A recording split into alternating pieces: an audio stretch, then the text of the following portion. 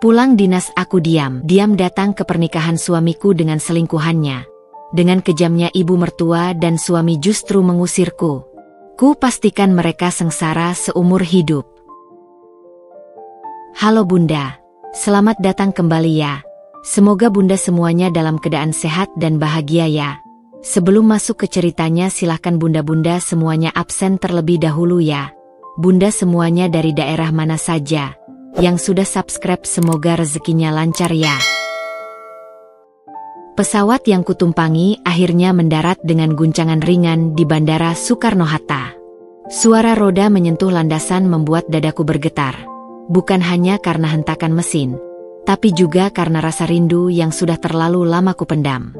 3 bulan aku berada di luar kota untuk menyelesaikan sebuah proyek besar yang membuatku hampir tidak bisa bernapas lega. Pekerjaan itu melelahkan, menuntut fokus, dan jauh dari rumah, tapi ada sesuatu yang membuatku bertahan. Bayangan wajah Arya, suamiku, yang selalu datang dalam setiap mimpiku di malam hari. Aku menarik napas panjang ketika melangkah keluar dari pesawat. Hawa Jakarta yang lembab dan padat segera menyergapku, berbeda dengan udara kota tempatku dinas kemarin. Di antara ramainya orang-orang yang sibuk menjemput atau dijemput, aku tersenyum sendiri. Bayangan Arya muncul lagi di pikiranku. Aku membayangkan bagaimana ekspresinya nanti saat aku pulang tiba-tiba tanpa memberinya kabar. Aku sengaja merahasiakan kepulanganku, ingin memberinya kejutan kecil.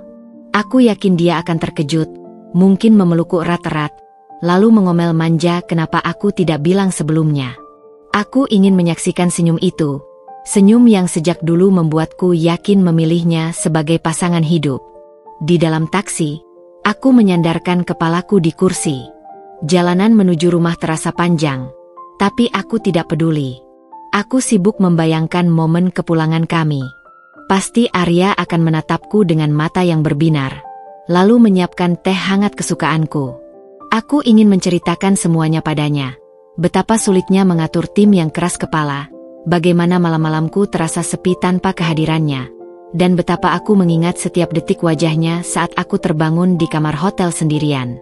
Aku ingin ia tahu, meski aku jauh, cintaku padanya tidak pernah berkurang sedikitpun.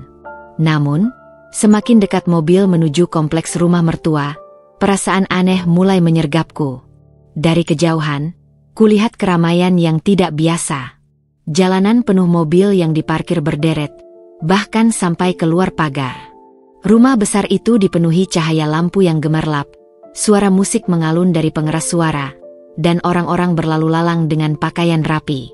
Aku terperangah. Hatiku langsung dipenuhi tanya. Apa ada acara besar?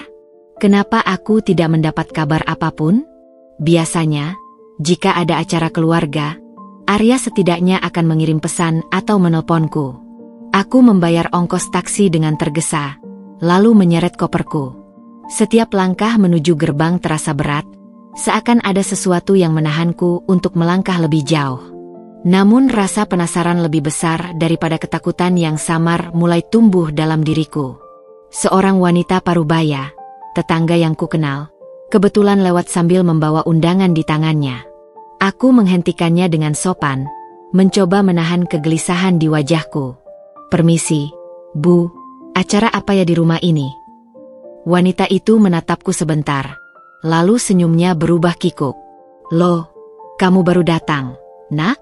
Ini acara pernikahan. Aku mengerjap, mencoba mencerna ucapannya. Pernikahan? Siapa yang menikah? Pernikahan siapa, Bu? Tanyaku, suaraku lirih, nyaris bergetar. Wanita itu menunduk sejenak, seolah ragu harus menjawab atau tidak. Lalu akhirnya berbisik dengan nada pelan. Suamimu, Arya. Dunia seakan berhenti berputar. Jantungku berhenti berdetak. Kata-kata itu menamparku begitu keras hingga aku merasa tubuhku kehilangan keseimbangan. Suamiku, menikah? Suaraku pecah, nyaris tidak bisa keluar. Wanita itu mengangguk pelan, lalu buru-buru berpamitan. Jelas-jelas tidak ingin terjebak dalam pusaran masalah besar yang baru saja ia buka. Aku berdiri terpaku di depan gerbang dengan tubuh gemetar. Rasanya tanah yang kupijak mendadak amblas, menelan semua keyakinanku tentang cinta, tentang kesetiaan, tentang rumah tangga yang kuperjuangkan. Air mataku tumpah begitu saja, mengalir tanpa bisa kutahan. Tapi hatiku menolak untuk percaya begitu saja. Aku menyeret kakiku masuk, dadaku naik turun menahan isak. Musik semakin jelas terdengar. Dekorasi pelaminan yang megah terpampang di ruang tengah, dihiasi bunga-bunga putih yang wangi. Para tamu tertawa, menikmati makanan, seolah semuanya berjalan normal. Dan di sanalah aku melihatnya. Arya, lelaki yang kucintai dengan sepenuh hati. Lelaki yang kupercayai tak akan pernah meninggalkan aku. Dia berdiri tegak di pelaminan, tersenyum bahagia di samping seorang perempuan bergaun pengantin putih. Tangannya menggenggam erat tangan wanita itu, sementara wajahnya berseri-seri menerima ucapan selamat. Dadaku sesak, kakiku lemas. Air mataku semakin deras, jatuh tanpa henti. Rasanya aku ingin berteriak, ingin menghancurkan semua yang kulihat. Bagaimana bisa? Bagaimana bisa ia tega melakukan ini di belakangku, saat aku masih berjuang keras demi masa depan kami? Arya menoleh, dan pandangan kami bertemu. Wajahnya sontak pucat, seakan melihat hantu. Namun bukannya berlari menghampiriku, bukannya menjelaskan atau menenangkanku, ia malah menoleh ke arah ibunya. Ibu mertuaku. Wanita itu bangkit dari kursinya dengan wajah penuh kemenangan. Tatapannya menelanjangiku dari jauh, tajam seperti pisau. Ia melangkah cepat ke arahku, suaranya lantang hingga semua tamu menoleh. Dasar perempuan tak tahu malu. Kau berani-beraninya datang ke sini, mengacaukan pesta pernikahan anakku. Aku menggigil, suaraku bergetar. Bu, aku istrinya. Aku istri sah Arya. Seisi ruangan mendadak ricuh. Bisikan terdengar dari segala arah. Ada yang terkejut, ada yang mencibir, ada pula yang hanya menatapku dengan iba. Semua mata tertuju padaku, seakan aku adalah tontonan yang memalukan. Arya turun dari pelaminan, langkahnya cepat menghampiriku. Wajahnya dingin, tatapannya asing. Kenapa kau datang, Maya? Kau tidak seharusnya ada di sini. Aku menatapnya dengan mata penuh luka. Tidak seharusnya ada di sini? Arya, aku istrimu. Aku masih istrimu. Bagaimana mungkin kau berdiri di sana, menikah dengan perempuan lain, sementara aku masih sah menjadi istrimu? Arya menunduk sejenak, lalu menghela napas panjang. Aku sudah tidak mencintaimu lagi, Maya. Aku tidak bisa hidup denganmu. Dan sekarang, aku memilih jalanku sendiri. Aku terhuyung. Kata-kata itu bagai belati yang menusuk jantungku berkali-kali. Suara tawa tamu, musik, semua terdengar jauh, bergema samar-samar. Ibu mertua mendekat, menarik tanganku dengan kasar. Pergi kau dari sini. Jangan rusak kebahagiaan anakku. Kau bukan siapa-siapa lagi. Kau hanya masa lalu yang memalukan. Aku hampir jatuh, diseret menuju pintu keluar. Mataku basah, wajahku basah oleh air mata, tapi aku tidak peduli. Aku menoleh ke belakang, melihat Arya kembali berdiri di pelaminan, berusaha tersenyum seolah tidak terjadi apa-apa. Hatiku hancur, tapi di balik kehancuran itu, ada sesuatu yang menyala. Api kecil yang membakar semua sisa cintaku padanya. Aku mengepalkan tangan, berbisik pada diriku sendiri dengan suara serak namun penuh tekad. Baiklah, Arya. Jika ini jalan yang kau pilih, jika kau dan ibumu tega menginjak-injakku seperti ini, aku akan pastikan kalian menyesal. Aku akan pastikan kalian sengsara seumur hidup. Malam itu, untuk pertama kalinya, aku merasakan amarah yang begitu murni, begitu kuat, hingga membakar habis setiap rasa cintaku padanya. Malam itu, jalanan kompleks terasa begitu panjang dan asing. Lampu-lampu jalan berkelip samar, bayangan pohon jatuh di aspal, dan suara musik pesta dari rumah besar itu masih terdengar jelas, meski aku sudah berjalan menjauh. Setiap dentuman musik, setiap tawa yang pecah, terasa seperti ejekan, seperti tepuk tangan atas kehancuranku sendiri. Tubuhku gemetar, bukan hanya karena udara malam yang menusuk, melainkan juga karena rasa sakit yang mengalir deras di dadaku. Koper yang kutarik di tangan kananku terasa seberat beban hidup yang kini harus kupikul sendirian. Aku berhenti di bawah pohon besar, menengadah ke langit yang gelap. Bintang-bintang seakan bersembunyi di balik awan tebal, tak berani menemaniku malam itu. Aku mengeluarkan ponsel dari tas, menatap layar yang masih memuat pesan terakhir dari Arya, 3 minggu lalu. Jaga diri baik-baik, jangan terlalu capek. Aku menunggumu. Kata-kata itu kini terasa seperti pisau yang menusuk jantungku. Bagaimana mungkin ia mengirimkan pesan sehangat itu, sementara ia tengah mempersiapkan pernikahan dengan perempuan lain? Jemariku gemetar, menggenggam ponsel erat-erat sebelum akhirnya kulemparkan ke tanah. Layar pecah, cahayanya padam. Sama seperti cintaku, pecah berkeping-keping, padam tak bersisa. Aku berdiri di sana cukup lama, membiarkan air mata membasahi wajahku tanpa henti. Semua terasa hampa. Rumah yang selama ini kuanggap tempat pulang ternyata hanyalah fata morgana. Suamiku, lelaki yang kucintai, ternyata sedang merayakan cinta barunya di atas luka yang ia torehkan padaku. Aku ingin menjerit sekuat tenaga, ingin merobek hiasan pengantin itu, ingin menampar wajah Arya sampai ia sadar. Tapi aku tidak bisa. Aku sendirian. Tak ada seorang pun yang berdiri di pihakku. Akhirnya, dengan sisa tenaga, aku memesan ojek online dari ponsel cadanganku. Ketika motor itu tiba, sopirnya hanya sempat melirik wajahku yang sembab dengan tatapan iba, tapi ia tidak banyak bertanya. Syukurlah. Aku tidak sanggup lagi menjelaskan apapun. Ke apartemen Sahira Residence. Mas, kataku singkat. Itu alamat sahabatku, Rani, satu-satunya orang yang terlintas di kepalaku saat itu. Perjalanan terasa panjang. Jakarta malam itu sibuk seperti biasa. Lampu kendaraan berkilau, suara klakson bersahut-sahutan, orang-orang bergegas dengan urusan mereka masing-masing. Hidup terus berjalan, seakan tidak peduli bahwa hatiku baru saja dicabik. Dari balik helm, aku menatap kota dengan mata buram. Di dalam diriku, api kecil yang tadi hanya berupa bara mulai terasa kembali. Kata-kataku sendiri sebelum meninggalkan rumah itu bergema. Aku akan pastikan kalian menyesal. Aku akan pastikan kalian sengsara seumur hidup. Sesampainya di apartemen Rani, aku mengetuk pintu dengan tangan gemetar. Butuh beberapa detik sebelum pintu terbuka, memperlihatkan wajah sahabatku yang langsung terkejut melihat kondisiku. Rambutku berantakan, wajahku sembab, dan tubuhku tampak tak terurus. Maya? Astaga, kamu kenapa? Serunya kaget. Begitu melihat wajahnya, tangisku kembali pecah. Aku langsung memeluknya erat-erat, tubuhku bergetar hebat. Ran, dia menikah. Arya, dia menikah dengan perempuan lain. Rani menegang, matanya membelalak. Apa? Serunya nyaring, penuh ketidakpercayaan.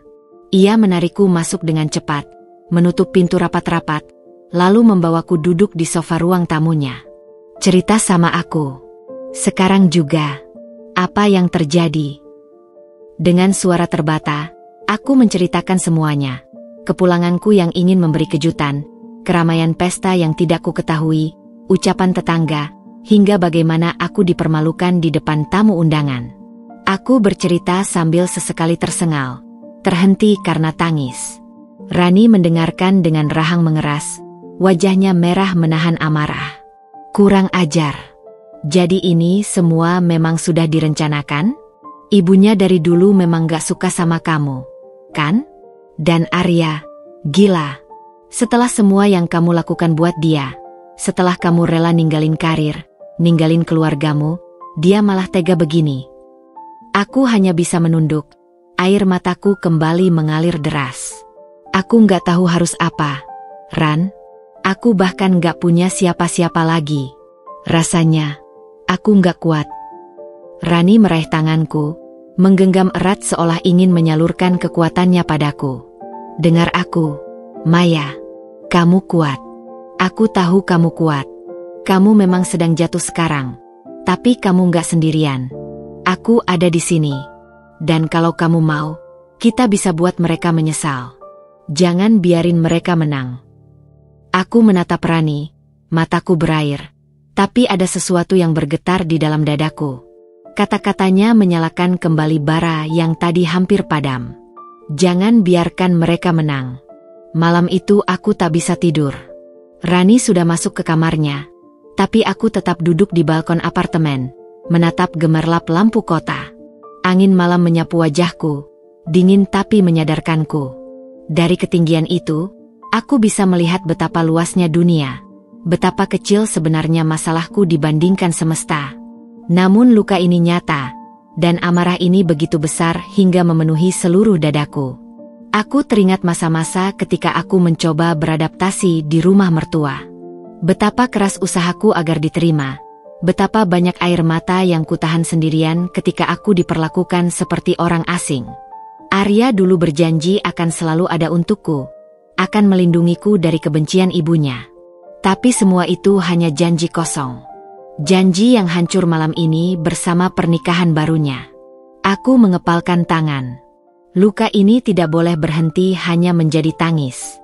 Aku tidak akan selamanya jadi korban. Jika mereka berani menginjak-injakku sampai sehina ini, maka aku akan bangkit. Aku akan balas setiap air mata yang jatuh malam ini dengan luka yang lebih dalam pada mereka. Aku menatap ke langit. Suara lirih keluar dari bibirku seakan sebuah sumpah. Mulai malam ini, aku bukan lagi Maya yang dulu. Aku akan berdiri. Aku akan rebut kembali harga diriku. Aku akan pastikan Arya dan ibunya menyesali setiap keputusan mereka. Dan malam itu, di balkon sebuah apartemen sederhana, luka yang kurasakan benar-benar berubah menjadi api. Api itu masih kecil, tapi aku tahu, jika kubiarkan, ia akan membesar, menjalar, dan membakar habis siapapun yang telah menghancurkanku. Pagi itu, cahaya matahari menyelinap masuk lewat tirai tipis apartemen Rani, membangunkanku dari tidur yang tidak pernah benar-benar nyenyak. Kepalaku masih berat, mataku bengkak karena semalaman menangis. Tapi ada sesuatu yang berbeda ketika aku menatap langit pagi itu. Rasa hampa yang mendominasi kemarin malam perlahan berganti dengan bara kecil yang terus menghangat. Rani muncul dari dapur dengan 2 cangkir kopi. Aku sengaja bikin yang manis. Katanya gula bisa bikin hati lebih ringan. Ujarnya sambil tersenyum getir, mencoba mencairkan suasana. Aku menerima cangkir itu dengan tangan gemetar. Hangatnya kopi menyusup ke kulitku, mengingatkanku bahwa aku masih hidup, masih bernapas. Terima kasih, Ran.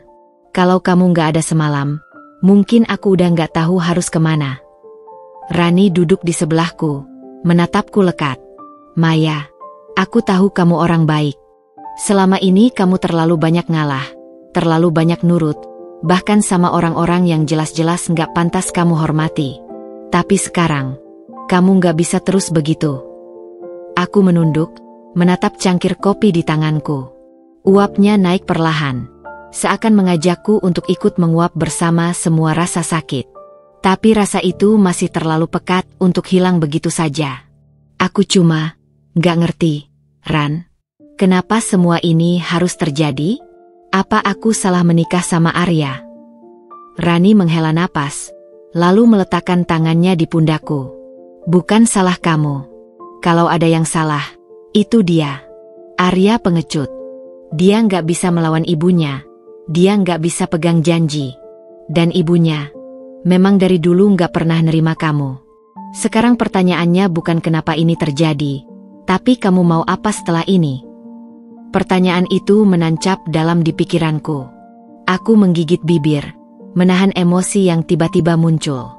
Gambar pesta tadi malam kembali menghantuiku.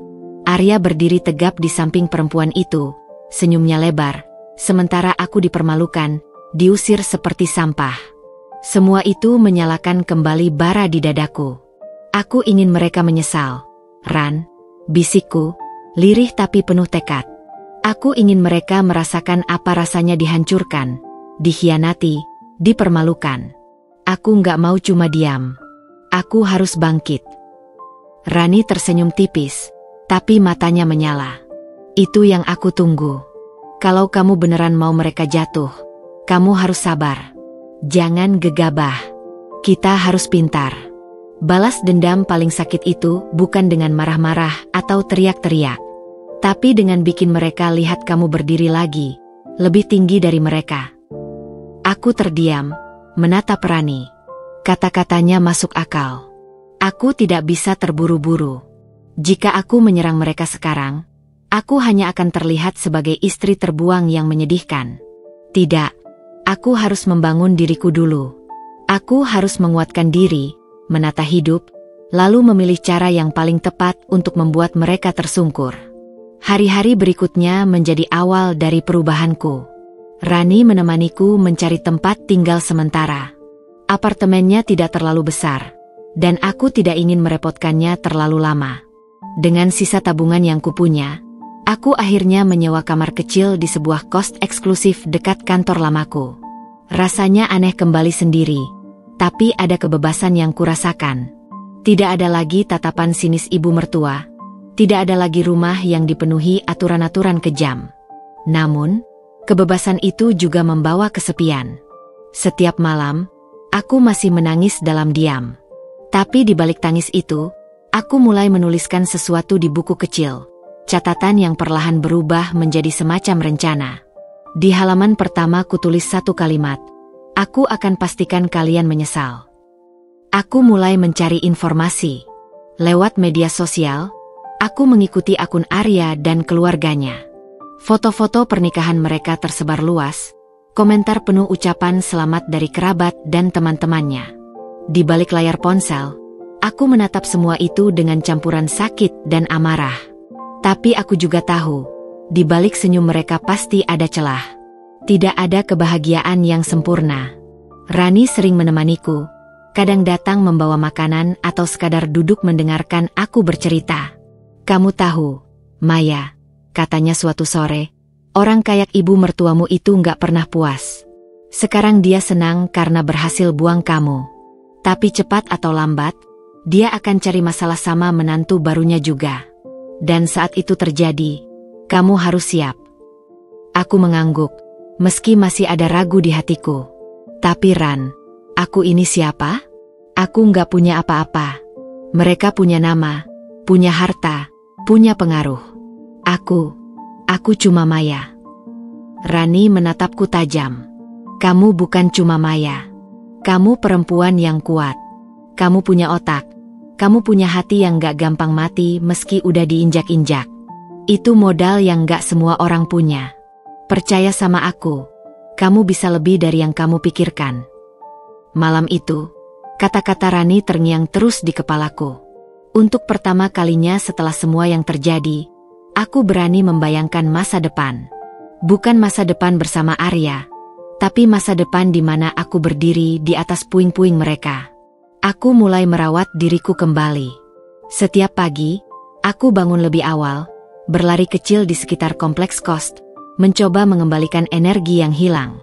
Aku juga kembali membuka laptopku, menata portofolio pekerjaan yang sempat kutinggalkan.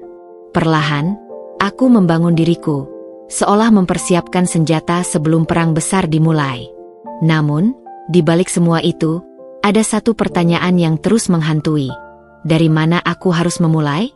Bagaimana cara paling tepat untuk menyentuh titik kelemahan mereka? Aku tahu, Arya terlalu bergantung pada ibunya. Dan ibunya, terlalu terobsesi dengan nama baik. Mungkin, di sanalah kuncinya. Aku menatap langit malam dari jendela kamar kosku. Bintang-bintang kali ini tampak lebih jelas. Aku akan temukan jalannya. Bisikku. Aku akan temukan cara untuk membuat mereka jatuh. Dan saat itu tiba, aku akan berdiri, tersenyum, melihat mereka hancur. Dan untuk pertama kalinya sejak malam pernikahan itu, aku merasakan sesuatu selain sakit. Sebuah keyakinan baru. Bayangan rencana mulai terbentuk, samar tapi nyata. Luka ini mungkin dalam, tapi aku tahu, luka inilah yang akan menyalakan api balas dendamku. Baik orang mengangkat tangan tanda perayaan, aku pahami maksudmu. Jadi kita lanjut ke bab 4, titik awal strategi. Sudah hampir sebulan sejak malam kelam itu, dan aku mulai belajar berdamai dengan luka. Bukan berarti rasa sakitnya hilang, Tidak. Luka itu tetap ada. Tapi kini aku menjadikannya pengingat, sumber tenaga untuk melangkah. Setiap kali bayangan wajah Arya dan senyum sinis ibunya muncul, aku mengingat sumpahku sendiri. Mereka harus merasakan sengsara yang lebih dalam dari yang pernah kurasakan. Aku memandang cermin kamar kosku. Lingkaran hitam di bawah mataku memang masih terlihat. Tapi ada cahaya lain yang muncul. Tatapan yang lebih tegas, lebih berani.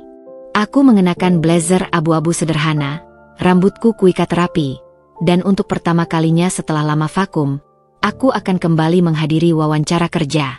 Rasanya seperti langkah kecil, tapi aku tahu ini bagian dari rencana besar. Membangun kembali diriku, agar aku punya pijakan kuat untuk menjatuhkan mereka. Rani yang sejak tadi menemaniku sibuk memotret. Kamu cantik banget, Mei. Serius, aura kamu sekarang beda. Lebih tajam. Aku tertawa kecil, walau masih gugup. Mungkin karena aku udah gak ada beban. Dulu aku habiskan tenaga cuma buat bertahan di rumah itu, Ran. Sekarang, aku bebas. Dan sebentar lagi kamu bukan cuma bebas, tapi juga lebih sukses dari mereka. Rani mengedipkan mata penuh semangat. Aku tersenyum, lalu berangkat. Wawancara itu berjalan lebih baik dari yang kuduga.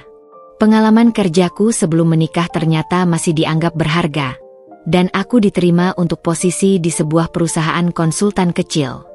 Gajinya memang tidak besar, tapi cukup untuk hidup mandiri dan mulai menata langkah. Saat aku keluar dari gedung itu, udara Jakarta terasa berbeda, lebih ringan, lebih segar. Seolah dunia memberikan angin baru untukku. Malamnya, aku duduk bersama Rani di kafe dekat apartemennya. Kami berbicara tentang banyak hal, sampai akhirnya obrolan itu kembali mengarah ke Arya. Aku sudah berusaha menghindar, tapi kenyataan memang tidak bisa dipungkiri. Ran, aku tahu aku nggak bisa buru-buru, tapi aku juga nggak bisa diam. Aku harus mulai cari celah. Ada yang kupikirkan. Rani mencondongkan tubuhnya, penasaran. Apa? Arya itu terlalu bergantung sama ibunya. Selama menikah denganku, aku tahu betul dia nggak pernah bisa ambil keputusan sendiri tanpa restu ibunya. Bahkan soal hal kecil. Aku yakin, sekarang pun, hidupnya dengan perempuan itu sepenuhnya dikendalikan oleh ibunya. Rani mengangguk cepat.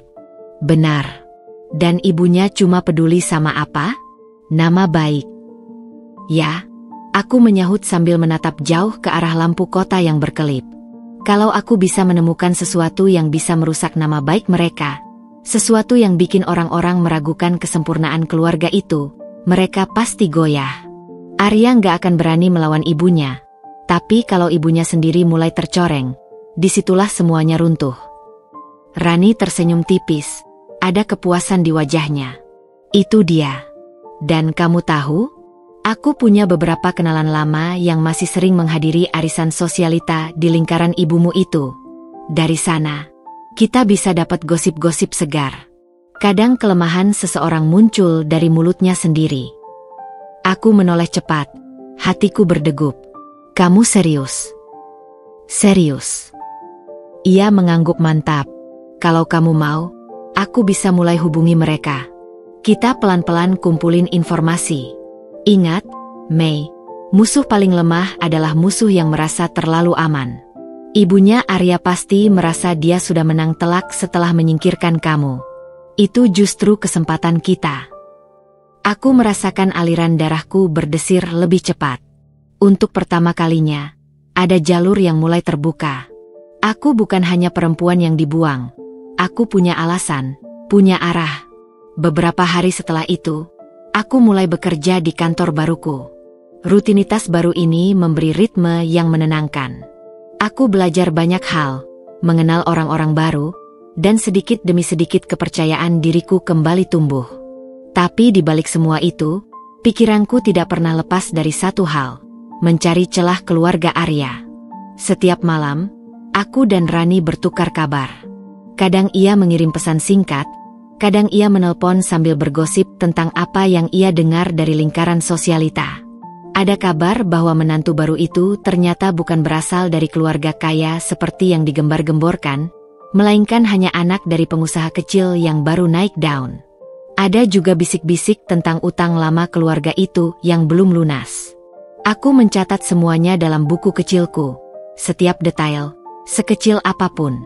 Aku merasa seperti sedang menyusun puzzle besar, dan setiap potongan informasi adalah kunci menuju kelemahan mereka. Namun, di antara semua itu, ada satu hal yang terus menghantuiku, bayangan Arya. Meski aku benci, aku masih mengingat wajahnya, suaranya, bahkan sentuhan tangannya. Luka itu belum sepenuhnya kering. Tapi justru karena luka itu, aku semakin yakin. Aku tidak boleh goyah. Aku harus membuatnya sadar bahwa melepaskanku adalah kesalahan terbesar dalam hidupnya. Suatu malam, setelah menutup buku catatanku, aku menatap cermin. Wajah di sana bukan lagi Maya yang rapuh. Ada sorot baru, ada api yang lebih terang. Aku menyentuh permukaan dingin kaca itu dan berkata lirih, "Arya, kamu pikir kamu sudah menang? Tidak. Permainan baru saja dimulai." Dan untuk pertama kalinya, aku benar-benar percaya pada kalimat itu. Malam itu hujan deras turun seakan langit sedang melampiaskan amarah yang tak tersampaikan. Butiran air menghantam jendela kamar kosku dengan suara berulang, seperti ketukan keras yang mengingatkan bahwa dunia di luar sana tidak pernah berhenti bergerak meski aku sendiri sedang terjebak dalam pusaran luka. Aku duduk di kursi kayu, di depan meja kecil yang penuh dengan kertas dan sebuah buku catatan berisi coretan tak beraturan. Di sana, nama-nama tertera, lingkaran gosip tercatat, tanda tanya besar menghiasi halaman demi halaman. Semakin aku menatap catatan itu, semakin jelas bagiku, keluarga itu tidak sesempurna yang mereka pamerkan. Setiap manusia punya sisi rapuh, dan sedikit demi sedikit aku mulai melihat sisi rapuh itu. Aku menelusuri kembali pesan suara Rani sore tadi, penuh antusiasme ketika menceritakan gosip terbaru dari kalangan sosialita. Ternyata, resepsi pernikahan Arya yang megah kemarin menyisakan bisik-bisik. Beberapa tamu merasa janggal dengan betapa cepatnya Arya menikah setelah perceraian yang seakan ditutup-tutupi. Ada pula yang menggumam, seolah-olah keluarga itu menyembunyikan aib yang lebih besar. Aku menuliskan kata-kata Rani ke dalam bukuku. Tanganku bergetar, entah karena semangat atau justru karena luka lama kembali tersayat. Hujan di luar semakin deras, dan di tengah suara gemuruh itu, aku kembali mendengar bayangan suara Arya. Janji manisnya. Tatapan matanya yang dulu sering membuatku merasa aman. Malam pertama kami di rumah itu, saat ia menggenggam tanganku erat dan berkata, "Aku akan selalu menjagamu." Bibirku bergetar. Aku memejamkan mata, mencoba menepis bayangan itu, tapi semakin kutolak, semakin ia menyeruak. Aku mengangkat kepala, menatap pantulan diriku di kaca jendela. Rambutku berantakan, wajahku lelah, dan mata ini masih memancarkan kesedihan yang sulit kubohongi. "Kenapa aku masih bisa mengingatmu seperti ini, Arya?"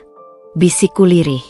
"Setelah semua yang kamu lakukan, kenapa hatiku masih berdebar saat bayanganmu muncul?" Ponselku tiba-tiba bergetar di meja. Aku terlonjak kecil. Sebuah pesan dari Rani muncul di layar. "Jangan tenggelam dalam kenangan. Fokus, Mei. Mereka harus jatuh." Aku menutup mata, menghela napas panjang. Rani benar. Aku tidak boleh goyah. Luka ini harusnya menjadi sumber tenaga, bukan jerat yang menahanku. Aku meraih pena, menuliskan satu kalimat besar di halaman kosong. "Jangan pernah percaya pada bayangan masa lalu. Ingat, mereka menghancurkanmu." Keesokan paginya, aku kembali ke kantor. Suasana ramai, suara touch keyboard dan panggilan telepon bersahutan. Untuk sesaat, suasana ini membuatku merasa normal. Aku belajar menikmati rutinitas, sibuk dengan laporan dan presentasi, tenggelam dalam pekerjaan agar pikiranku tidak selalu melayang ke masa lalu. Di tengah kesibukan itu, seorang rekan baru menghampiriku. Namanya Dimas. Rambutnya tersisir rapi, senyumnya ramah, dan ada ketenangan dalam sikapnya. Ia meletakkan secangkir teh hangat di mejaku. Kamu sudah 2 jam tidak beranjak dari kursi. Hati-hati, jangan sampai jatuh sakit. Aku menoleh, sedikit kaget. Oh, terima kasih, tapi kamu gak perlu repot-repot. Tidak repot, jawabnya singkat, lalu melangkah pergi. Aku menatap punggungnya yang menjauh, dan tiba-tiba jantungku berdegup aneh. Bukan karena aku menyukainya, tapi karena sikap kecilnya mengingatkanku pada Arya. Cara ia menawarkan perhatian sederhana, senyum hangat tanpa banyak kata. Semuanya seperti bayangan yang berusaha menyeretku kembali. Aku menggigit bibir, mencoba fokus pada layar komputer. Tidak, aku tidak boleh membiarkan siapapun mengacaukan pikiranku. Bukan Dimas, bukan bayangan Arya, bukan siapapun.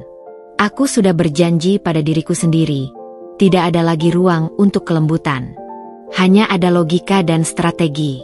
Malamnya, aku dan Rani bertemu di balkon apartemennya.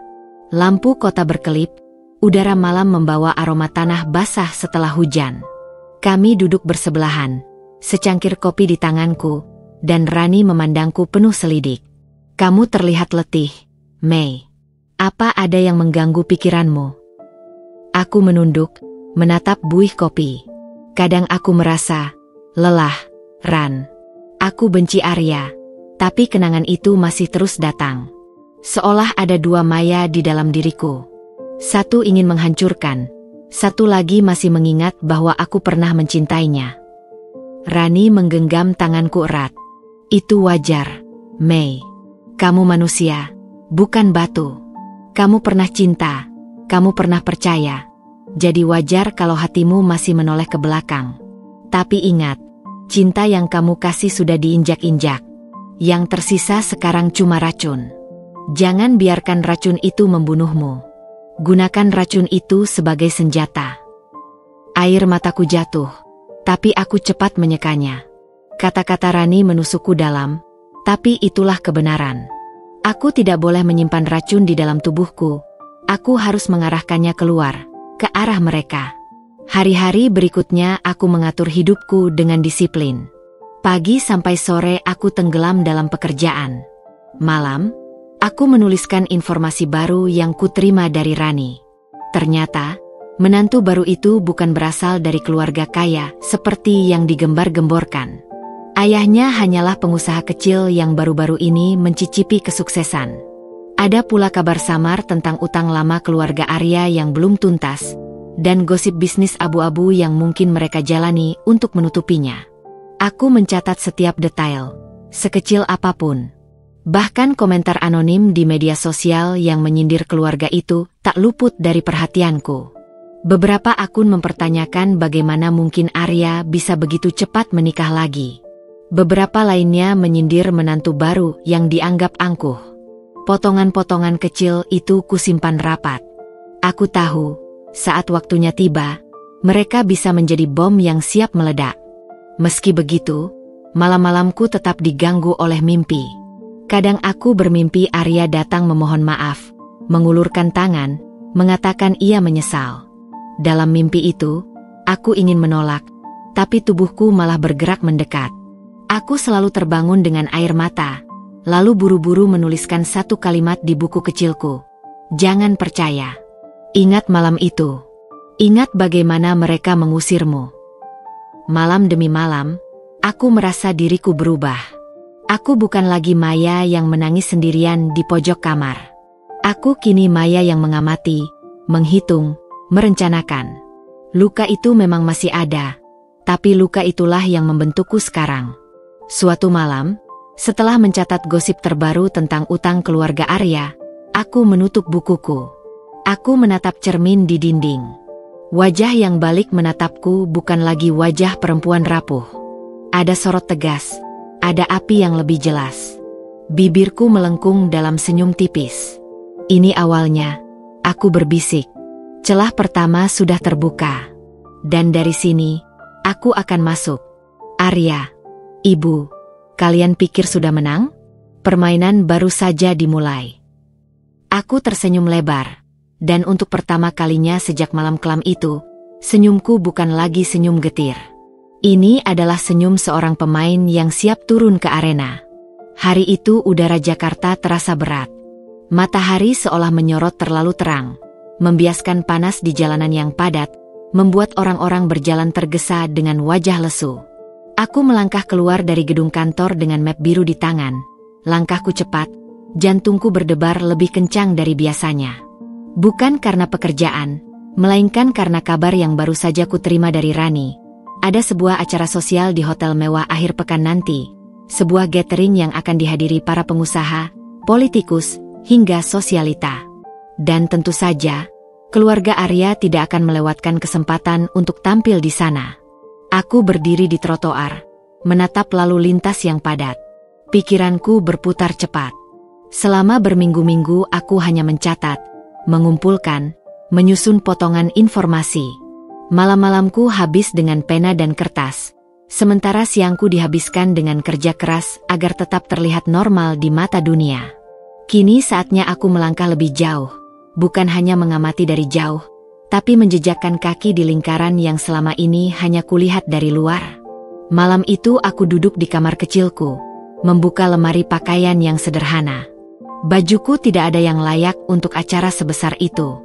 Gaun-gaun lamaku sudah kutinggalkan bersama kehidupan mewah yang mereka rampas dariku. Aku menatap deretan kemeja dan celana kerja, lalu menghela napas. Satu-satunya yang bisa kulakukan adalah meminta bantuan Rani.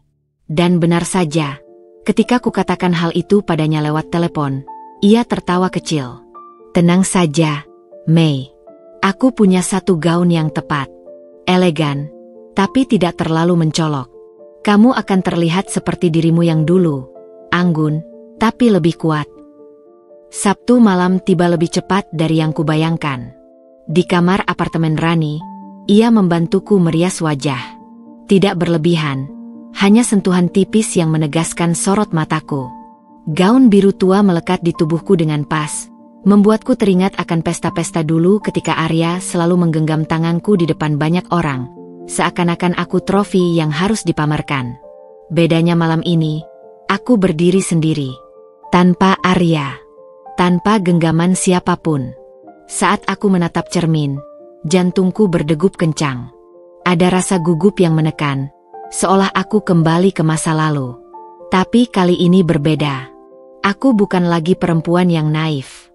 Aku datang bukan untuk tersenyum manis di sampingnya, tapi untuk melihat celah, mendengar bisik, dan mengukir langkah pertamaku. Hotel itu penuh dengan cahaya. Lampu kristal bergemerlap, musik lembut mengalun dari sudut ruangan, dan tawa para tamu berbaur dengan denting gelas anggur. Aku melangkah masuk bersama Rani, menyembunyikan kegugupanku di balik senyum tipis. Aroma parfum mahal menusuk hidung, kain-kain sutra berkilau di sekelilingku, dan semua orang tampak sibuk menjadi versi terbaik dari diri mereka. Atau setidaknya berpura-pura begitu. Aku menyapu ruangan dengan pandangan cepat, mencari sosok yang sudah lama hanya kulihat lewat layar ponsel. Dan di sana, di tengah kerumunan, aku menemukannya. Arya. Ia mengenakan setelan hitam rapi, dasinya sempurna, senyumnya terukir untuk setiap orang yang menyapanya. Di sampingnya, perempuan itu berdiri, menempel seperti bayangan. Istri barunya. Wajahnya cantik, muda, dengan gaun merah menyala yang terlalu mencolok dibanding sekelilingnya.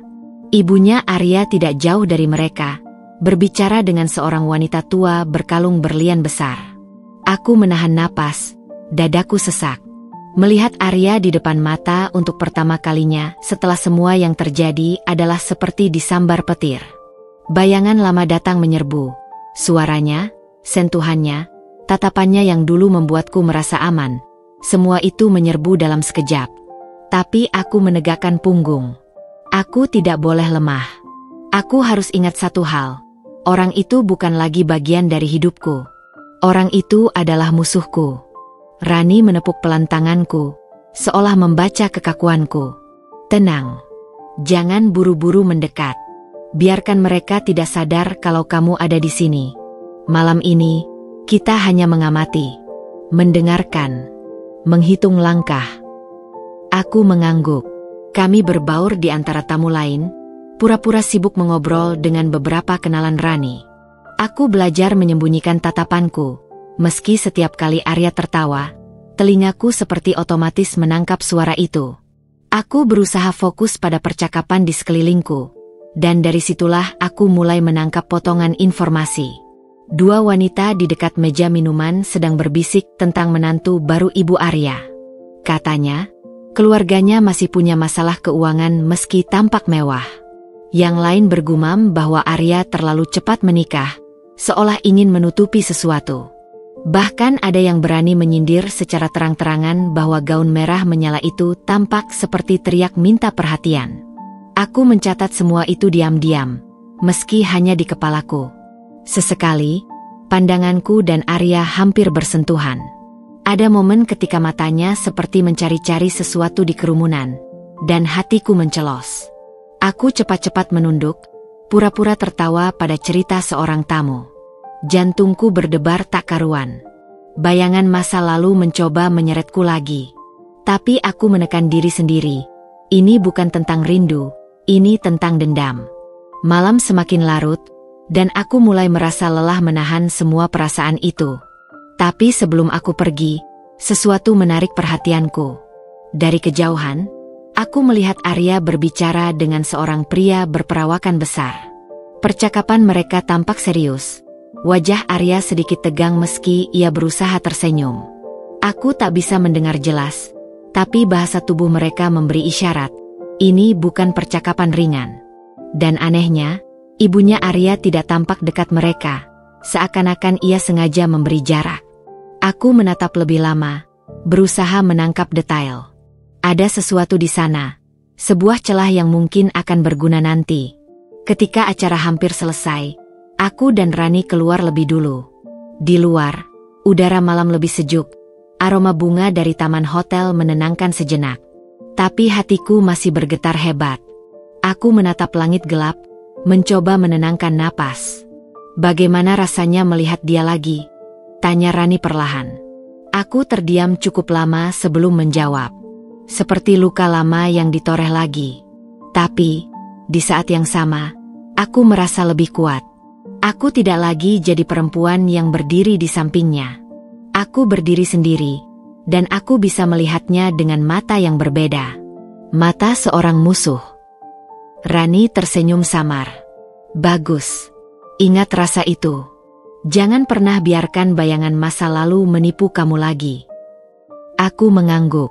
Dalam hatiku, aku tahu malam ini hanyalah langkah pertama. Masih banyak yang harus kulakukan. Masih banyak rahasia yang harus kuungkap. Tapi untuk pertama kalinya, aku merasa roda benar-benar mulai bergerak. Aku sudah menjejakkan kaki di arena mereka. Dan cepat atau lambat, aku akan masuk lebih dalam. Malam itu aku pulang dengan gaun biru masih melekat di tubuhku. Di dalam kamar, aku menatap diriku di cermin. Aku tersenyum tipis, bukan karena puas, tapi karena tahu, jalanku baru saja dimulai. Dan kali ini, aku akan berjalan sampai akhir. Hari Senin sore, aku masih bisa merasakan sisa degup jantung dari pesta akhir pekan itu. Meskipun sudah berhari-hari berlalu, bayangan Arya dengan setelan hitamnya terus menghantui pikiranku. Ada bagian diriku yang ingin menghapus wajah itu sepenuhnya. Tapi ada pula bagian lain yang tak bisa berhenti memutar ulang momen ketika mata kami hampir bertemu. Dan itu menyiksaku. Aku menutup map kerja di meja, mencoba fokus pada laporan yang menumpuk. Namun pikiran ini kembali lari. Kali ini ke arah pria berperawakan besar yang kulihat berbicara serius dengan Arya malam itu. Wajah tegangnya, senyum yang dipaksakan, dan tatapan curiga seakan menempel di retina. Aku tahu, itu bukan percakapan biasa. Ada sesuatu yang disembunyikan. Dan naluriku berkata, disitulah salah satu retakan berada. Beberapa hari kemudian, Rani mengajakku menghadiri arisan sosialita di rumah salah satu kenalannya. Rumah itu luas, bergaya kolonial dengan halaman belakang yang penuh lampu gantung. Tidak sebesar pesta di hotel, tapi cukup untuk mempertemukan para istri pejabat, pengusaha, dan tentu saja, lingkaran ibunya Arya. Aku datang dengan penampilan lebih sederhana kali ini. Blus putih bersih, celana kain, rambut disanggul rapi. Aku tidak ingin mencolok, hanya ingin menyatu, seperti bayangan yang lalu lalang tanpa diperhatikan. Di ruang tamu yang harum bunga lili, aku mendengar tawa renyah seorang wanita bergaun ungu tua. Ia tampak berusia setengah baya, kalung mutiara menggantung di lehernya, dan semua orang tampak menghormatinya. Dari bisikan Rani, aku tahu ia bernama Bu Ratna, sahabat lama ibunya Arya, sekaligus penyebar gosip paling berpengaruh di lingkaran ini. Aku mendekat, pura-pura ikut tertawa di lingkaran kecil tempatnya berdiri. Butuh waktu beberapa menit hingga akhirnya aku ikut dalam percakapan ringan tentang tren investasi dan anak-anak yang sekolah di luar negeri. Lalu, seperti yang kuduga, obrolan mengalir ke topik favorit, keluarga Arya. Kasihan sekali, ya. Sebenarnya pernikahan Arya itu terburu-buru sekali, kata Bu Ratna dengan suara setengah berbisik namun cukup keras untuk membuat semua mendengar. Ibunya yang memaksa, katanya biar citra keluarga tidak goyah. Padahal, yah, kalian tahu sendiri. Aku pura-pura menaikkan alis, meski jantungku berdentum keras. Seorang wanita lain bertanya penasaran, maksudmu, karena masalah bisnis Arya? Bu Ratna mengibaskan tangannya, seolah sedang menyapu rahasia besar. Bukan hanya bisnis. Ada urusan pinjaman yang belum lunas, ada juga kabar kalau Arya sempat. Ia menunduk sedikit, menurunkan suaranya.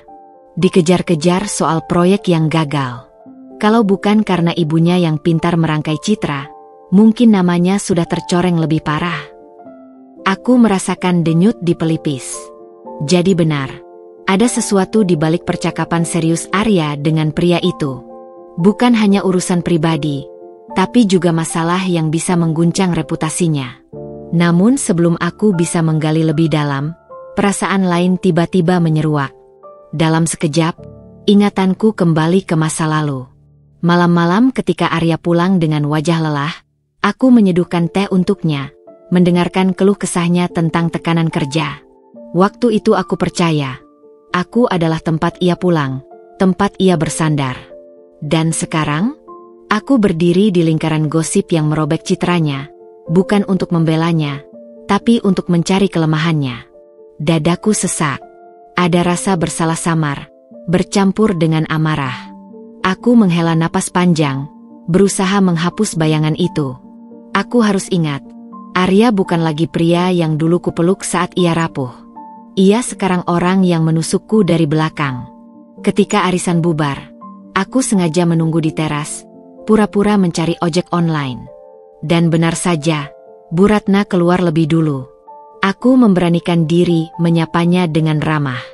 Percakapan kecil tentang cuaca berlanjut, lalu aku melontarkan kalimat pancingan. Tadi ibu cerita tentang Arya. Sepertinya ada banyak cerita yang tak diketahui orang luar, ya. Bu Ratna menatapku dengan tatapan menilai, lalu tersenyum samar. Kamu siapa? Ya? Baru pertama kali lihat. Aku tersenyum, mencoba menjaga nada netral. Saya teman Rani, baru beberapa kali ikut kumpul. Ia tampak menimbang, lalu tertawa kecil. Kalau sering ikut, kamu akan tahu. Keluarga itu kelihatannya kuat, tapi sebenarnya banyak lubang. Ibu Arya itu lihai sekali. Tapi ya, anak laki-lakinya, entah kuat atau justru rapuh. Kita lihat saja nanti. Kalimat itu menempel di kepalaku bahkan setelah aku pulang malam itu. Kuat atau justru rapuh? Ada sesuatu yang bergetar di hatiku. Arya, dalam bayanganku, selalu sosok yang tangguh, karismatik, percaya diri. Tapi apa mungkin di balik semua itu, ia menyimpan rapuh yang tidak pernah kutahu? Malam itu aku sulit tidur. Bayangan wajah Arya terus muncul. Kali ini bukan dalam amarah, tapi dalam bentuk kerinduan samar yang membuatku muak pada diriku sendiri. Bagaimana mungkin aku masih bisa merindukan orang yang mengkhianatiku? Bagaimana mungkin aku ingin melihat retaknya, tapi di sisi lain takut menemukannya? Aku berguling di ranjang, menatap langit-langit kamar dengan mata panas. Aku tahu, ini baru permulaan. Aku sudah masuk lebih dalam kelingkaran itu, sudah mendengar rahasia yang selama ini tersembunyi. Tapi semakin aku mendekat, semakin kuat pula suara-suara lama dalam kepalaku. Besok aku akan kembali melangkah. Aku berjanji pada diriku sendiri. Aku akan terus mencari retakan, satu demi satu, sampai akhirnya tembok besar itu runtuh. Tapi malam ini, aku harus bertahan dengan luka yang makin terasa. Luka yang tak hanya datang dari pengkhianatan Arya, tapi juga dari bagian diriku yang masih, entah kenapa, tidak bisa sepenuhnya melepaskannya. Hari itu langit Jakarta kelabu, mendung menggantung sejak siang, seolah meniru beratnya kepalaku yang penuh dengan pikiran. Aku duduk di sebuah kafe kecil dekat kantor, secangkir kopi hitam mengepul di depan, buku catatan terbuka di atas meja. Di halaman itu, barisan tulisan tanganku berserakan, sebagian berupa potongan kalimat, sebagian hanya simbol atau tanda panah yang bersilang-silang. Itulah hasil dari beberapa minggu terakhir. Gosip, desas-desus, nama-nama samar, pertemuan singkat, tatapan yang sempat kutangkap. Semua kusatukan, meski sejauh ini hanya tampak seperti kepingan puzzle yang belum menyatu. Aku menulis ulang inti dari percakapan Bu Ratna di arisan. Pinjaman belum lunas. Proyek gagal. Citra keluarga.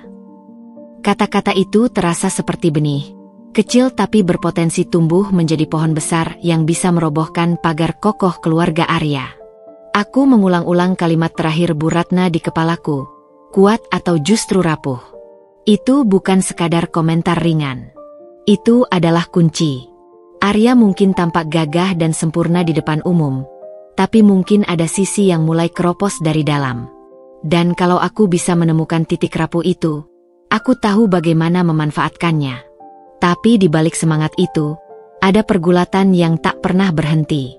Malam-malamku kembali dipenuhi mimpi tentang Arya. Kadang ia muncul sebagai sosok yang tersenyum lembut, mengulurkan tangan seperti dulu. Kadang ia hadir sebagai bayangan gelap, menatapku dengan dingin. Aku sering terbangun dengan keringat dingin, bingung antara rindu dan benci.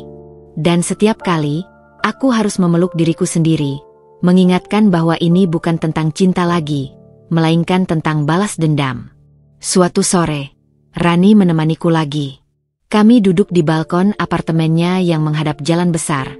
Deru kendaraan seperti latar musik konstan. Aku menunjukkan catatanku, menjelaskan teori kecilku tentang retakan di keluarga Arya. Rani menyimak dengan serius, matanya menyipit. Kamu butuh lebih dari gosip, Mei, katanya akhirnya. Kalau benar ada masalah pinjaman atau proyek gagal, itu pasti melibatkan orang-orang luar. Rekan bisnis, investor, bahkan orang-orang yang kecewa. Kalau bisa menemukan satu di antara mereka, kamu akan punya senjata yang nyata. Aku mengangguk, menelan saran itu dalam-dalam. Tapi bagaimana caranya mendekati mereka tanpa dicurigai? Rani tersenyum samar. Jangan buru-buru menodongkan pertanyaan. Dekati mereka lewat sisi manusiawinya. Orang yang sakit hati biasanya ingin didengar. Biarkan mereka bercerita, dan kamu hanya perlu jadi pendengar yang sabar. Kalimat itu menancap di benakku. Menjadi pendengar. Itu sesuatu yang dulu kulakukan untuk Arya sendiri. Mendengarkan setiap keluh kesahnya, setiap kegagalannya yang ia sembunyikan dari dunia. Ironis rasanya, kini aku harus melakukan hal yang sama terhadap orang lain demi membuka aibnya. Kesempatan itu datang lebih cepat daripada yang kuduga. Melalui Rani, aku dikenalkan pada seorang pria bernama Seno, mantan rekan kerja di sebuah proyek properti yang kabarnya sempat terkait dengan Arya. Pertemuan kami berlangsung di sebuah restoran sederhana, jauh dari hiruk-pikuk hotel mewah atau pesta sosialita. Seno tampak berusia awal 40-an, wajahnya keras, garis tegas di rahang menunjukkan seseorang yang terbiasa melawan tekanan. Awalnya percakapan kami ringan, soal lalu lintas Jakarta yang semakin gila, soal harga properti yang melambung. Tapi setelah beberapa kali gelas birnya kosong, nada suaranya berubah. Ia mulai bercerita tentang proyek yang macet, tentang dana yang hilang entah kemana, dan bagaimana ia merasa dikhianati oleh orang-orang di atas. Aku menahan diri untuk tidak langsung menyebut nama Arya, meski seluruh tubuhku ingin mendesaknya. Aku hanya mencondongkan tubuh, mengangguk, menggumamkan kata-kata pendek seperti, sulit sekali, ya, atau, pasti berat. Dan benar kata Rani, semakin kudengarkan, semakin banyak yang keluar. Sampai akhirnya, nama itu meluncur dari mulut Seno tanpa kusuruh. Arya. Suaranya bergetar dengan amarah terpendam. Dia selalu tampil manis di depan, tapi di balik meja, dia yang paling banyak bermain. Banyak orang yang sudah jengah. Hanya saja, ibunya terlalu kuat. Dia yang menutup semua kebusukan itu dengan senyum dan koneksi. Dadaku berdebar kencang. Inilah yang kucari. Kata-kata Seno adalah potongan puzzle yang lebih nyata, lebih tajam daripada sekadar gosip. Ada luka di balik kalimatnya, luka yang bisa kugali lebih dalam. Namun di saat bersamaan, sebuah bayangan lama menyergapku. Ingatan tentang Arya yang duduk di ruang tamu rumah kami dulu. Wajahnya lelah, tangannya meremas kepalaku sambil berkata, "Kamu satu-satunya yang bisa bikin aku bertahan." Dulu aku percaya kata-kata itu sepenuh hati. Dan kini aku mendengarkan orang lain yang meratap karena pengkhianatannya. Rasanya seperti berdiri di antara dua dunia. Dunia kenangan yang masih menyisa hangat, dan dunia nyata yang dipenuhi bara dendam. Aku pulang malam itu dengan langkah goyah. Di kamar, aku membuka kembali catatanku. Kali ini, aku menulis dengan huruf tebal. Seno, proyek gagal, merasa dikhianati. Di bawahnya, aku menambahkan tanda seru besar. Ini bukan lagi desas-desus. Ini adalah bukti hidup bahwa Arya tidak sekuat yang ditampilkan. Namun setelah pena berhenti menari, tanganku gemetar. Aku menatap tulisan itu lama sekali, lalu menutup buku dengan keras. Perasaan aneh merayap, seperti sedang menusuk sebuah bayangan yang dulu kucintai. Aku berbaring di ranjang, menatap langit-langit kamar yang gelap, mencoba menenangkan diri. Aku tahu, aku sedang mulai menanam benih strategi. Aku sudah menemukan titik awal. Orang-orang yang bisa membawaku lebih dekat ke retakan sebenarnya. Tapi aku juga tahu, semakin dalam aku menggali, semakin besar pula kemungkinan aku akan terkoyak oleh bayangan masa lalu. Namun aku tidak bisa berhenti sekarang. Tidak setelah sejauh ini. Benih sudah tertanam, dan cepat atau lambat, ia akan tumbuh. Yang harus kulakukan hanyalah menjaga agar aku tidak ikut hancur di dalam prosesnya. Hujan deras malam itu turun seperti tirai tak berujung, menenggelamkan jalanan Jakarta dalam pantulan lampu merah dan kuning yang berkilauan di genangan aspal. Aku duduk di balik kemudi, jemariku mencengkeram setir begitu erat sampai terasa kaku. Wiper mobil bekerja tak henti, mengusir air dari kaca, tapi pandanganku terus terpaku pada sedan hitam beberapa meter di depan. Mobil itu terlalu akrab, plat nomornya melekat dalam ingatan. Itu mobil Arya, dan aku tidak tahu apa yang membuatku begitu nekat untuk mengikutinya malam ini.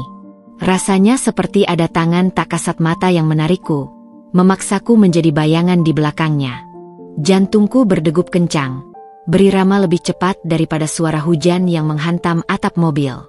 Aku menjaga jarak, cukup dekat agar tidak kehilangan jejak, tapi tidak terlalu dekat supaya tak terlihat mencurigakan. Setiap kali mobil itu berhenti di lampu merah, nafasku ikut tertahan, takut jika tiba-tiba Arya menoleh ke kaca spion dan menangkap sosokku di balik hujan. Anehnya, rasa takut itu bercampur dengan adrenalin yang membuat tubuhku tetap bergerak. Seakan-akan aku sedang hidup kembali setelah lama mati suri. Setelah hampir setengah jam, sedan hitam itu berbelok ke sebuah restoran mewah di kawasan Senopati. Lampu gantung kristalnya memantul terang dari balik kaca, menyorot jalanan basah, menciptakan kilau gemerlap yang justru terasa menusuk di malam muram. Aku memarkir mobil agak jauh, menutup wajah di balik payung hitam besar ketika keluar. Suara hujan yang menghantam payung seperti dentuman ribuan drum kecil, menambah rasa was-was di dadaku. Aku berdiri di bawah rindang pohon dekat pintu masuk, cukup dekat untuk melihat, tapi cukup jauh agar tetap menjadi bayangan. Dari balik kaca restoran, aku bisa melihat Arya. Tubuhnya masih tegak, jas abu-abu yang rapi membalut bahunya. Rambutnya tertata licin, Senyum tipis tersungging seolah ia pemilik dunia. Di hadapannya duduk seorang pria parubaya. Wajahnya dipenuhi garis kelelahan, jemarinya tak berhenti meremas gelas air. Aku tidak mendengar apapun, tapi bahasa tubuh mereka berbicara banyak. Arya condong ke depan, tatapan matanya menusuk tajam, sementara pria itu seperti sedang menanggung beban berat. Sesekali ia menunduk, sesekali mengusap tengkuk, dan sekali waktu aku melihatnya menghela napas panjang seolah hampir menyerah. Gambaran itu mengingatkanku pada Seno, pada cerita pengkhianatan dan proyek gagal. Bukan hanya Seno, ada yang lain. Ada banyak yang lain. Dadaku bergetar. Aku ingin masuk, ingin mendengar percakapan mereka, tapi logikaku cepat menahan. Jika Arya menyadari aku masih ada di sekitarnya, semua bisa runtuh. Aku harus tetap jadi bayangan yang tak terlihat. Namun saat berdiri di sana, tubuhku justru dilanda luka yang lain. Ingatan masa lalu datang menyergap begitu kuat, tanpa ampun. Aku teringat pada malam-malam dulu ketika aku dan Arya duduk di restoran serupa. Ia sering bercerita tentang ambisi, tentang rencana besarnya, matanya berbinar penuh semangat. Wajahnya yang kulihat malam ini, serius, percaya diri, penuh gairah, adalah wajah yang sama dengan pria yang dulu kucintai sepenuh hati. Hanya saja, kali ini aku tidak duduk di hadapannya. Aku terasing, bersembunyi di luar, menjadi penonton dari kehidupan yang dulu kupikir akan menjadi milikku selamanya. Air hangat menggenang di ujung mataku. Aku tidak tahu apakah itu air mata rindu atau kebencian. Aku mundur perlahan, melangkah menjauh sebelum tubuhku terbaca di balik kaca. Setiap langkah di trotoar basah terasa berat, seolah kakiku terikat kenangan. Mobil-mobil berderet, orang-orang berlalu lalang dengan payung warna-warni, tapi aku merasa sendirian, seperti hantu yang melayang tanpa arah. Malam itu aku pulang dengan kepala yang berputar-putar. Sesampainya di kamar, aku menyalakan lampu meja, membuka catatan, dan menuliskan detail demi detail. Tempat, waktu, wajah pria yang bersama Arya, ekspresi mereka, setiap gerakan kecil. Aku menulis dengan teliti, seolah detektif yang takut kehilangan barang bukti. Tapi semakin lama aku menulis, semakin bergetar tanganku. Ada suara kecil yang menyelinap di dalam kepalaku, berbisik lirih. Kamu masih peduli padanya. Kamu masih melihatnya seperti dulu.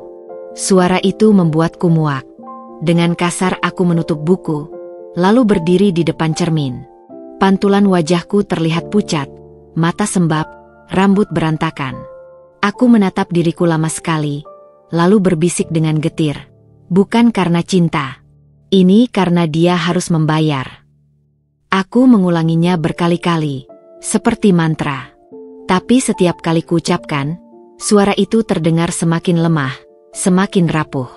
Beberapa hari kemudian, aku mendapat kesempatan lain. Bukan pada Arya langsung, melainkan pada istrinya, wanita yang merebut kursiku. Ia datang ke sebuah acara amal bersama ibu mertuaku dulu. Aku masuk ke acara itu dengan menggandeng Rani, berpura-pura sebagai pendampingnya, kembali berbaur dalam keramaian penuh senyum basa-basi. Dari kejauhan, aku mengamati. Wanita itu tampil anggun dengan gaun biru langit, sementara ibu Arya menatapnya dengan sorot bangga, seolah ia adalah menantu sempurna. Namun mataku jeli menangkap sesuatu yang berbeda. Ada senyum yang terlalu kaku, ada sorot mata yang cepat memudar setelah tamu-tamu berpaling. Dan ketika seorang wanita tua menyapanya, aku melihat kegugupan yang tak bisa ia sembunyikan. Tangannya meremas ujung gaunnya, bahunya menegang, senyumnya hampir pecah. Itu bukan kelemahan besar, tapi sebuah celah kecil yang cukup bagiku untuk menyalakan bara dendam. Aku menahan diri agar tak terlalu lama menatap, lalu berbaur lagi dalam keramaian, meski hatiku berkecamuk. Sepulang dari acara itu, aku berjalan sendirian di trotoar yang masih basah. Lampu jalan memantul di genangan, orang-orang bergegas dengan wajah lelah, dan aku merasa terhimpit oleh sesuatu yang tak bisa kujelaskan. Dendamku masih ada, membara, tapi di sela-selanya kenangan terus menyusup, menggerogoti kekuatanku. Kadang aku merasa masih istrinya, masih bagian dari kehidupannya, Lalu tiba-tiba kenyataan menghantam. Aku hanya bayangan, seorang asing yang dibuang. Aku berhenti di bawah lampu jalan, menarik napas panjang, menatap ke langit yang kelabu. Aku harus kuat, bisikku pada diri sendiri. Aku harus terus mengintip, menggali, sampai semua retakan itu terbuka. Tapi di dalam hatiku, aku tahu ada sesuatu yang mulai retak. Bukan hanya kebencian, tapi juga diriku sendiri. Seperti kaca yang mulai pecah sedikit demi sedikit. Jejak di balik bayangan itu mulai terbuka.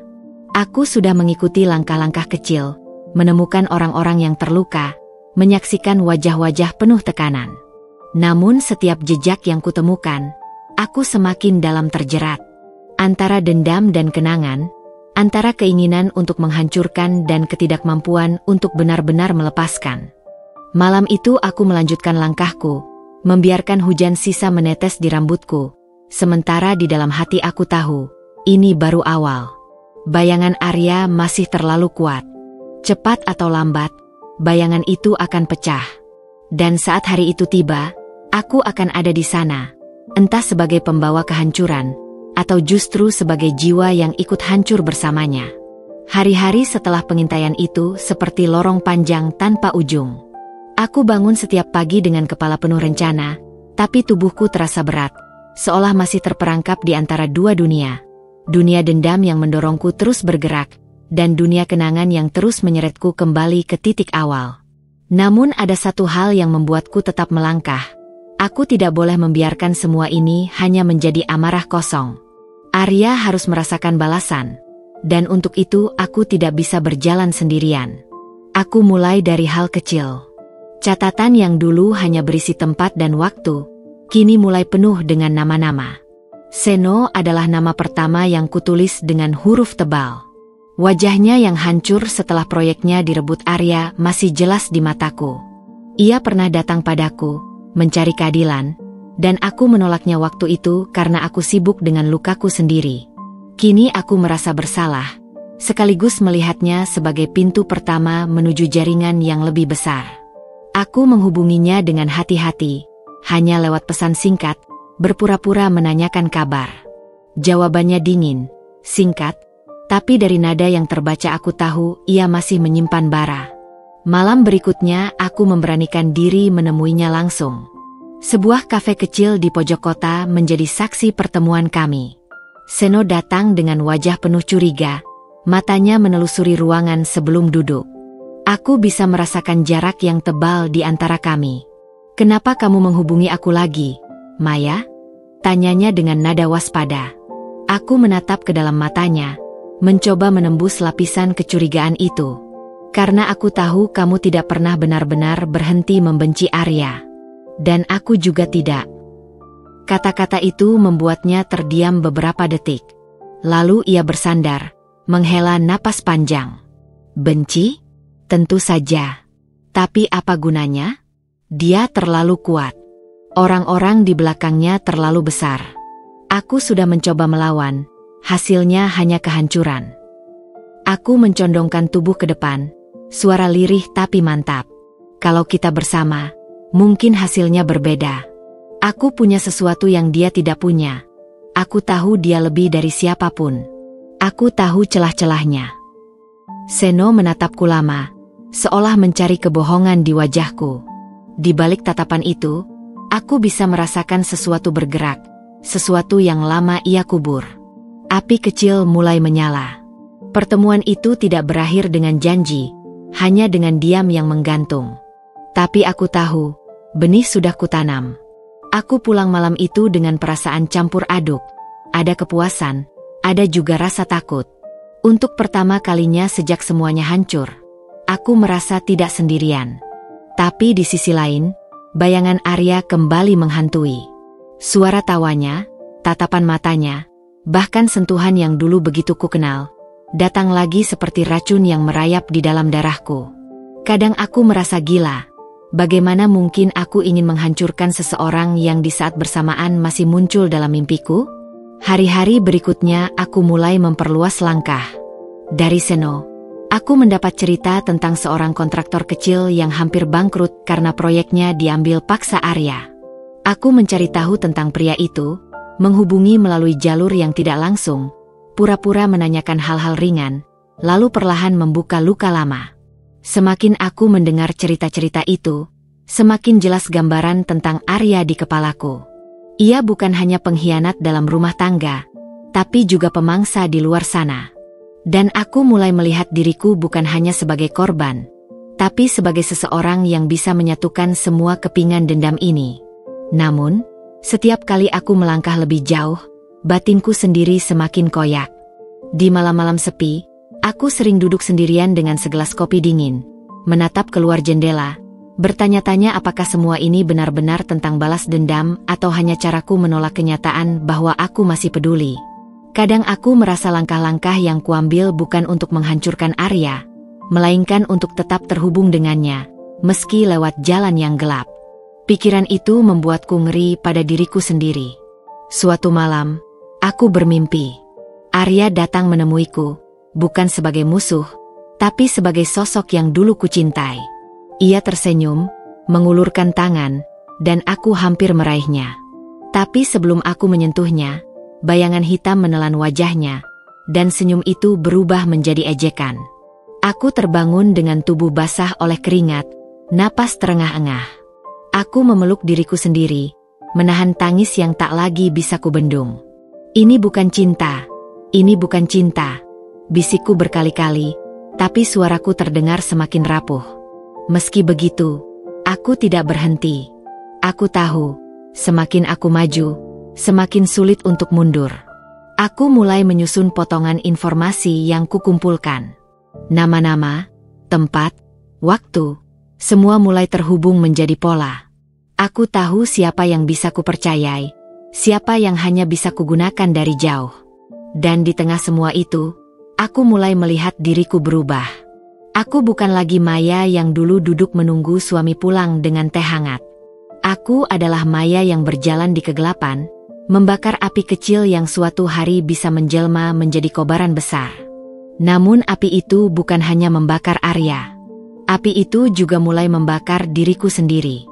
Aku sering kehilangan kendali, melampiaskan amarah pada hal-hal kecil, bahkan pada diriku sendiri.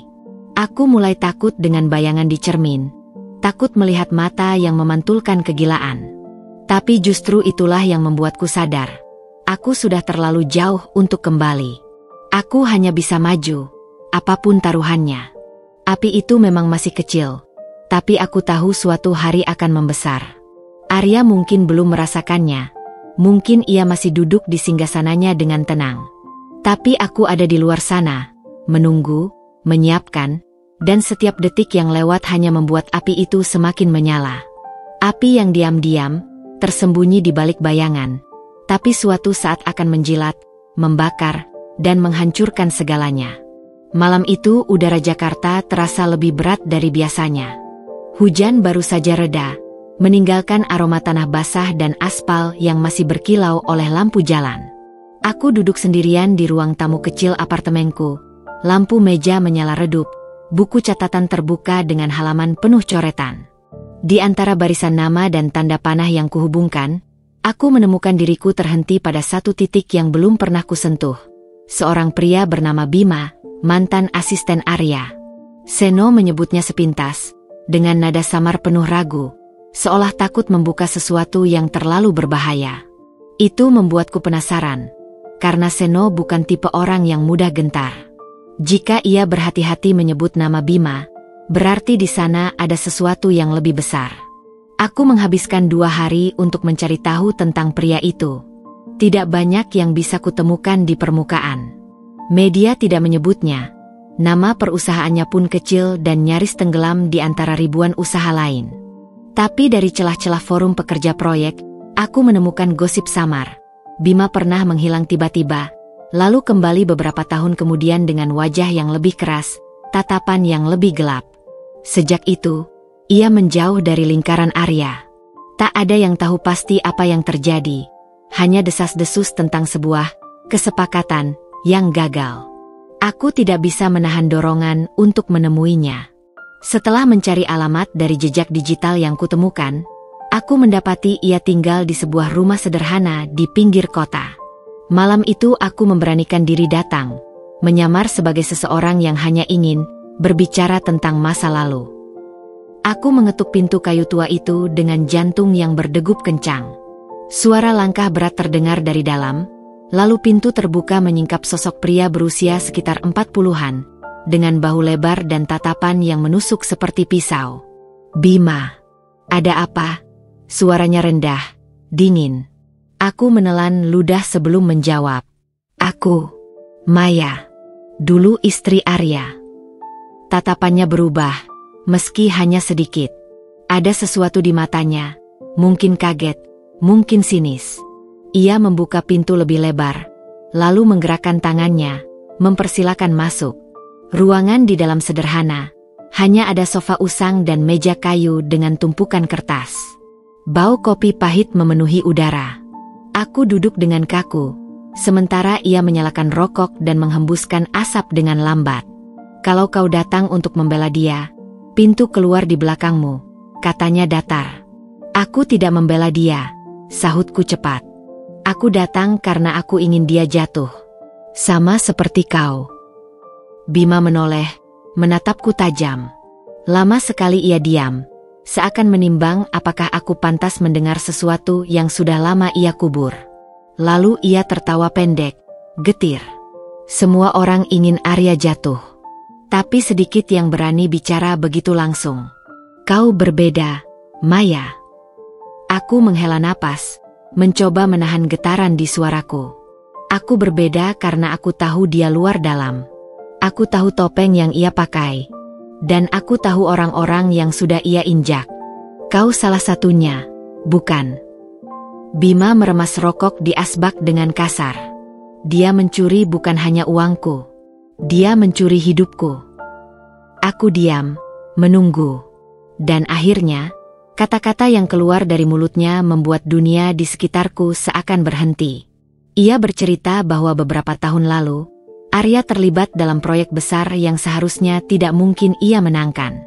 Proyek itu penuh permainan kotor, melibatkan pejabat dan kontrak gelap. Bima, sebagai asistennya, dipaksa untuk menutup mata dan memalsukan dokumen. Tapi saat transaksi terakhir hampir terjadi, Bima menolak. Ia tidak sanggup menanggung risiko, apalagi ketika tahu ada dana gelap yang disalurkan untuk sesuatu yang jauh lebih berbahaya. Sebuah yayasan yang ternyata hanya kedok pencucian uang. "Aku punya salinan dokumen itu," kata Bima. Suaranya rendah tapi bergetar.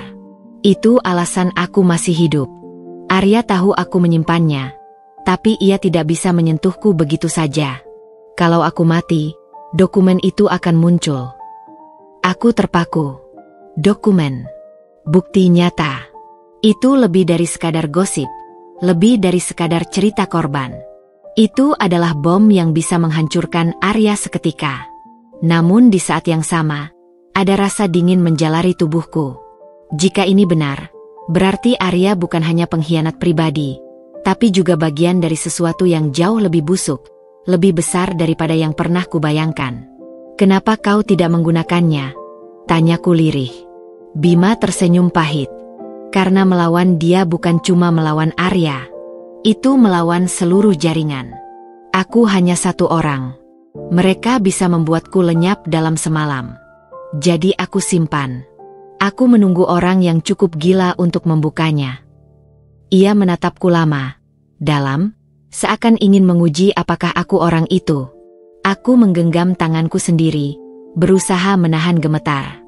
"Mungkin aku orang yang kau tunggu." Hening panjang mengisi ruangan. Aku bisa mendengar detak jam dinding yang monoton, seolah menghitung waktu sampai sesuatu pecah. Bima akhirnya berdiri, berjalan ke lemari kecil, dan mengeluarkan sebuah map coklat.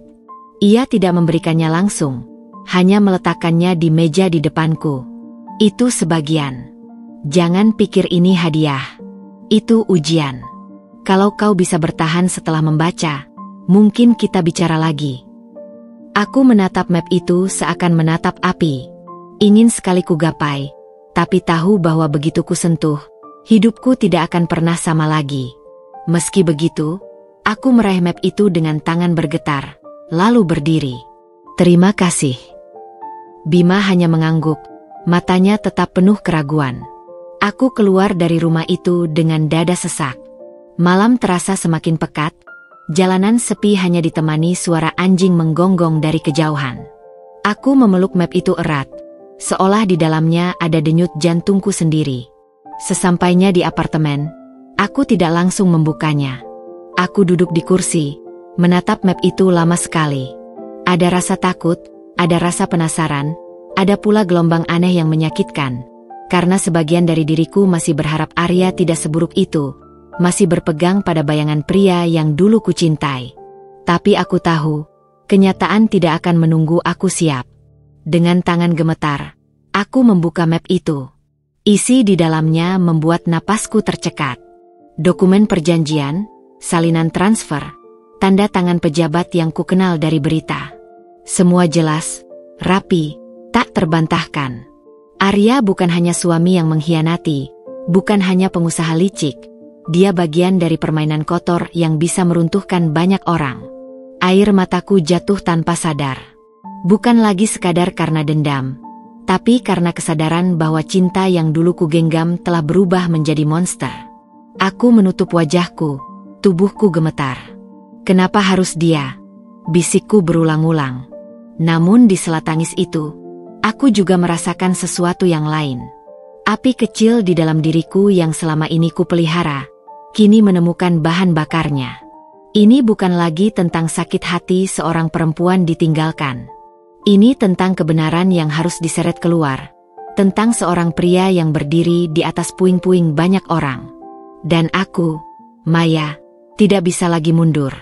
Aku menatap dokumen-dokumen itu sekali lagi, mengusap air mataku, lalu menuliskan satu kalimat besar di halaman kosong catatanku. Inilah titik balik. Aku tidak tidur malam itu. Map coklat itu tetap terbuka di meja. Kertas-kertas berserakan seperti hantu yang tidak mau diam. Setiap kali mataku terpejam, aku melihat wajah Arya, bercampur dengan tanda tangan pejabat dan angka-angka transfer gelap yang menodai kertas. Aku merasa tubuhku terbakar dari dalam. Bukan hanya oleh amarah, tapi juga oleh luka yang semakin lebar. Aku ingin menutup map itu, menguncinya, melupakan semuanya. Tapi aku tahu, aku sudah melangkah terlalu jauh. Rahasia ini bukan hanya milikku. Ia seperti bara merah yang mendesis, menunggu disentuh agar meledak. Pagi menjelang dengan cahaya abu-abu yang dingin. Aku duduk dengan kopi yang tak tersentuh, menatap catatanku yang penuh coretan. Kata-kata yang kutulis semalam masih jelas. Inilah titik balik. Aku mengulanginya dalam hati, mencoba meyakinkan diri bahwa aku kuat. Tapi semakin aku menatap dokumen itu, semakin jelas aku mendengar suara dalam kepalaku. Apakah kau benar-benar siap, Maya? Aku tahu aku tidak bisa sendirian. Seno adalah orang pertama yang muncul di pikiranku. Meski ia masih menyimpan kecurigaan padaku, aku yakin ia bisa memahami betapa besar nilai yang kumiliki sekarang. Malam itu, aku menemuinya di kafe yang sama. Wajahnya letih, matanya penuh kehati-hatian. Kau bilang kau punya sesuatu, katanya tanpa basa-basi. Aku mengeluarkan satu lembar salinan dari map, bukan semuanya, hanya sepotong kecil yang cukup untuk membuatnya terdiam. Ia membaca cepat, lalu menatapku dengan mata melebar. Astaga! Dari mana kau dapat ini? Bima, jawabku singkat. Seno mengusap wajahnya, napasnya berat. Kalau ini benar, Arya bisa hancur dalam semalam. Tapi kau sadarkan, ini bukan main-main? Ini bukan sekadar proyek gagal. Ini menyentuh orang-orang yang kalau kita salah langkah, kita bisa hilang begitu saja. Aku menggenggam tanganku erat. Aku tahu, tapi aku tidak peduli. Selama ini aku hidup di antara reruntuhan. Seno, apalagi yang bisa mereka ambil dariku? Ia menatapku lama, lalu menghela napas. Aku melihat matamu, Maya. Kau terbakar. Tapi ingat, api yang terlalu cepat menyala bisa padam sebelum waktunya. Kalimat itu menusukku, tapi aku tahu ia benar. Meski begitu, aku tidak bisa menahan diri. Aku ingin tahu seberapa kuat api ini. Beberapa hari kemudian aku mencoba langkah pertama, bukan dengan menghantam langsung, tapi dengan menguji air. Aku mengirim salinan kecil dokumen itu ke seorang jurnalis investigasi yang dulu pernah menulis tentang proyek Arya. Aku tidak menyebut namaku, hanya mengirim sebagai sumber anonim. Aku ingin melihat apakah informasi itu mengguncang. Apakah Arya mulai merasakan panasnya? Malamnya, aku menunggu di depan layar ponsel, memantau situs berita, media sosial, apapun yang mungkin berubah. Jantungku berdegup setiap kali ada notifikasi masuk. Namun hingga dini hari, tidak ada apa-apa. Senyap. Dunia berjalan seperti biasa, seolah aku belum melakukan apapun. Kekecewaan itu menamparku keras. Aku duduk di lantai, menutup wajah dengan kedua tangan.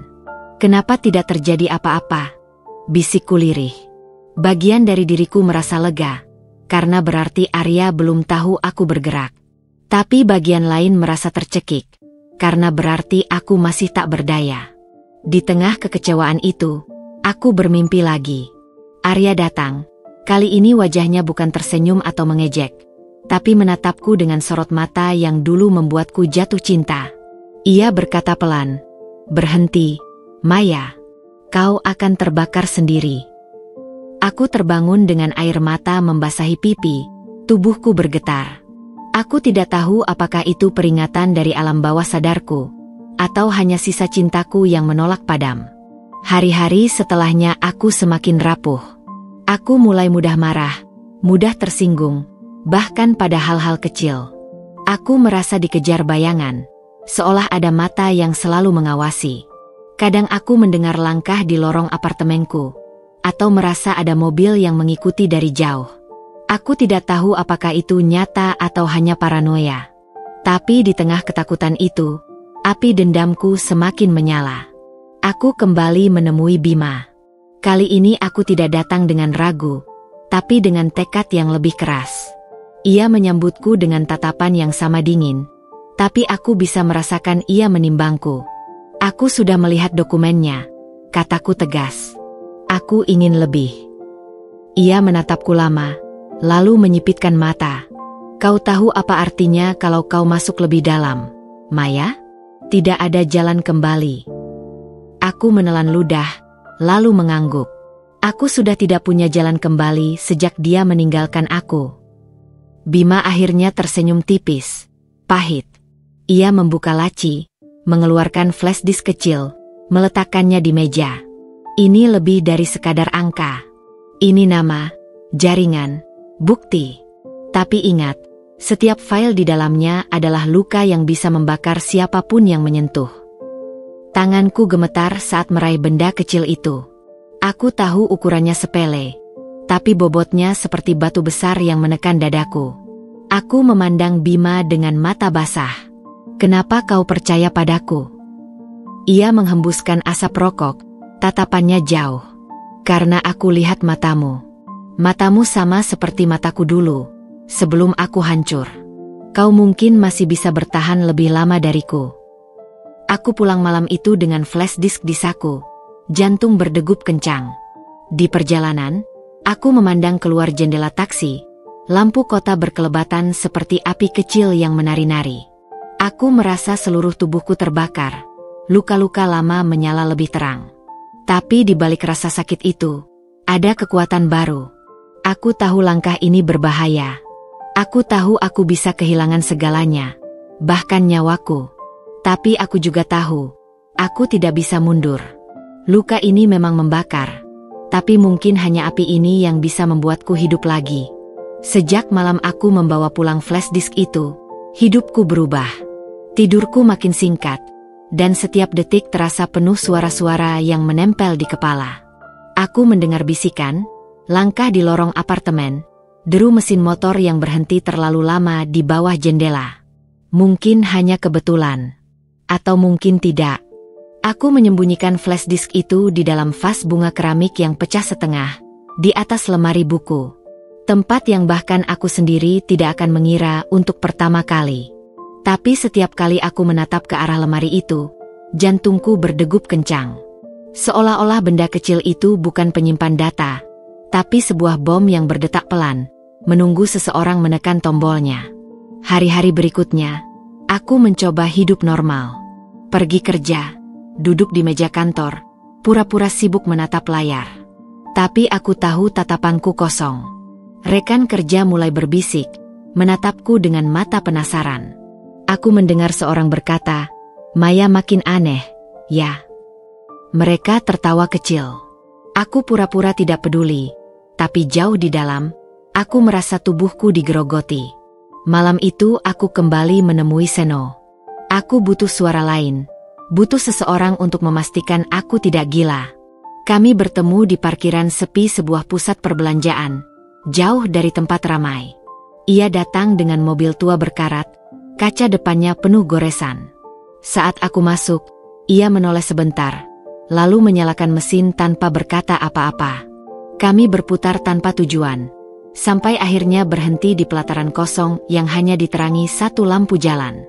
Aku merasa dia sudah tahu, kataku tiba-tiba, suara serak. Seno menoleh, alisnya berkerut. Siapa? Arya. Atau orang-orangnya. Aku merasa dia mengintai aku. Seno terdiam beberapa saat, lalu menyandarkan kepalanya ke kursi. Itu mungkin. Orang seperti Arya selalu punya mata di mana-mana. Tapi bisa juga cuma kepalamu. Maya, kau sedang membawa terlalu banyak. Aku menggenggam lututku, tubuhku gemetar. Aku tidak bisa bedakan lagi, Sen.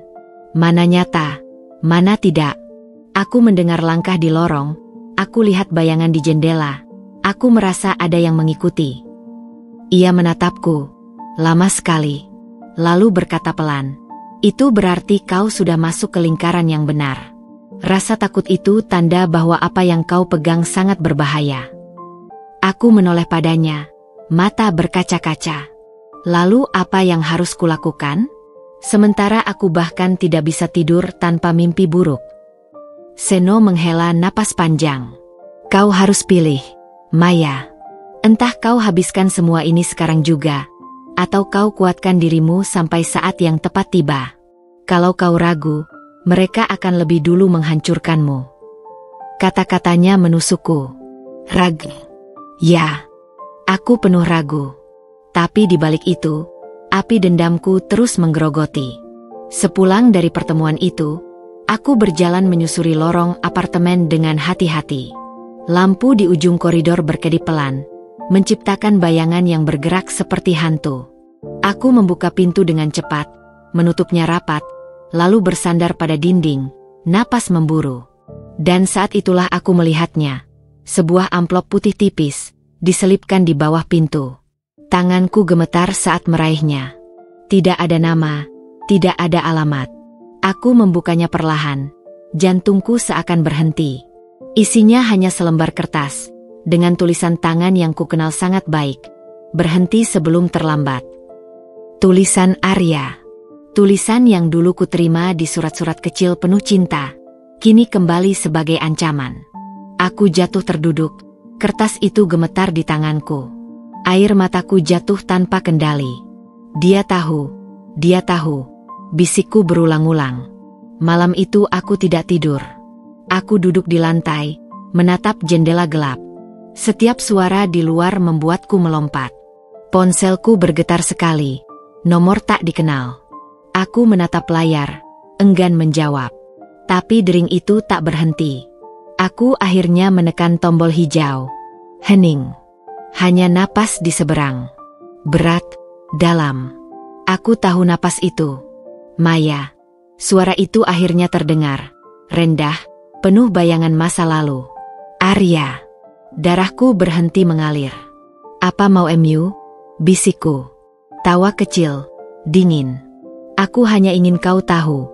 Aku masih memperhatikanmu. Lalu sambungan terputus.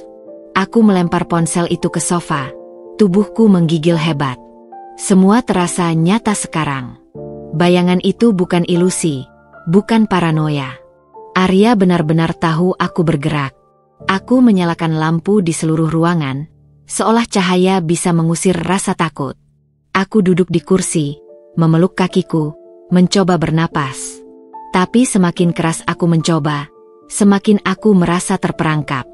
Keesokan harinya, aku bertemu lagi dengan Bima. Aku datang tanpa janji, mengetuk pintunya dengan panik. Ia membuka dengan wajah heran. "Ada apa? Kau terlihat seperti dikejar setan." Aku menyerahkan kertas ancaman itu padanya. Ia membacanya, matanya menyipit. Dia sudah tahu. Lebih cepat dari yang kuduga. Aku menutup wajahku dengan kedua tangan. Aku tidak kuat, Bim. Aku merasa setiap sudut ruangan mengawasi aku.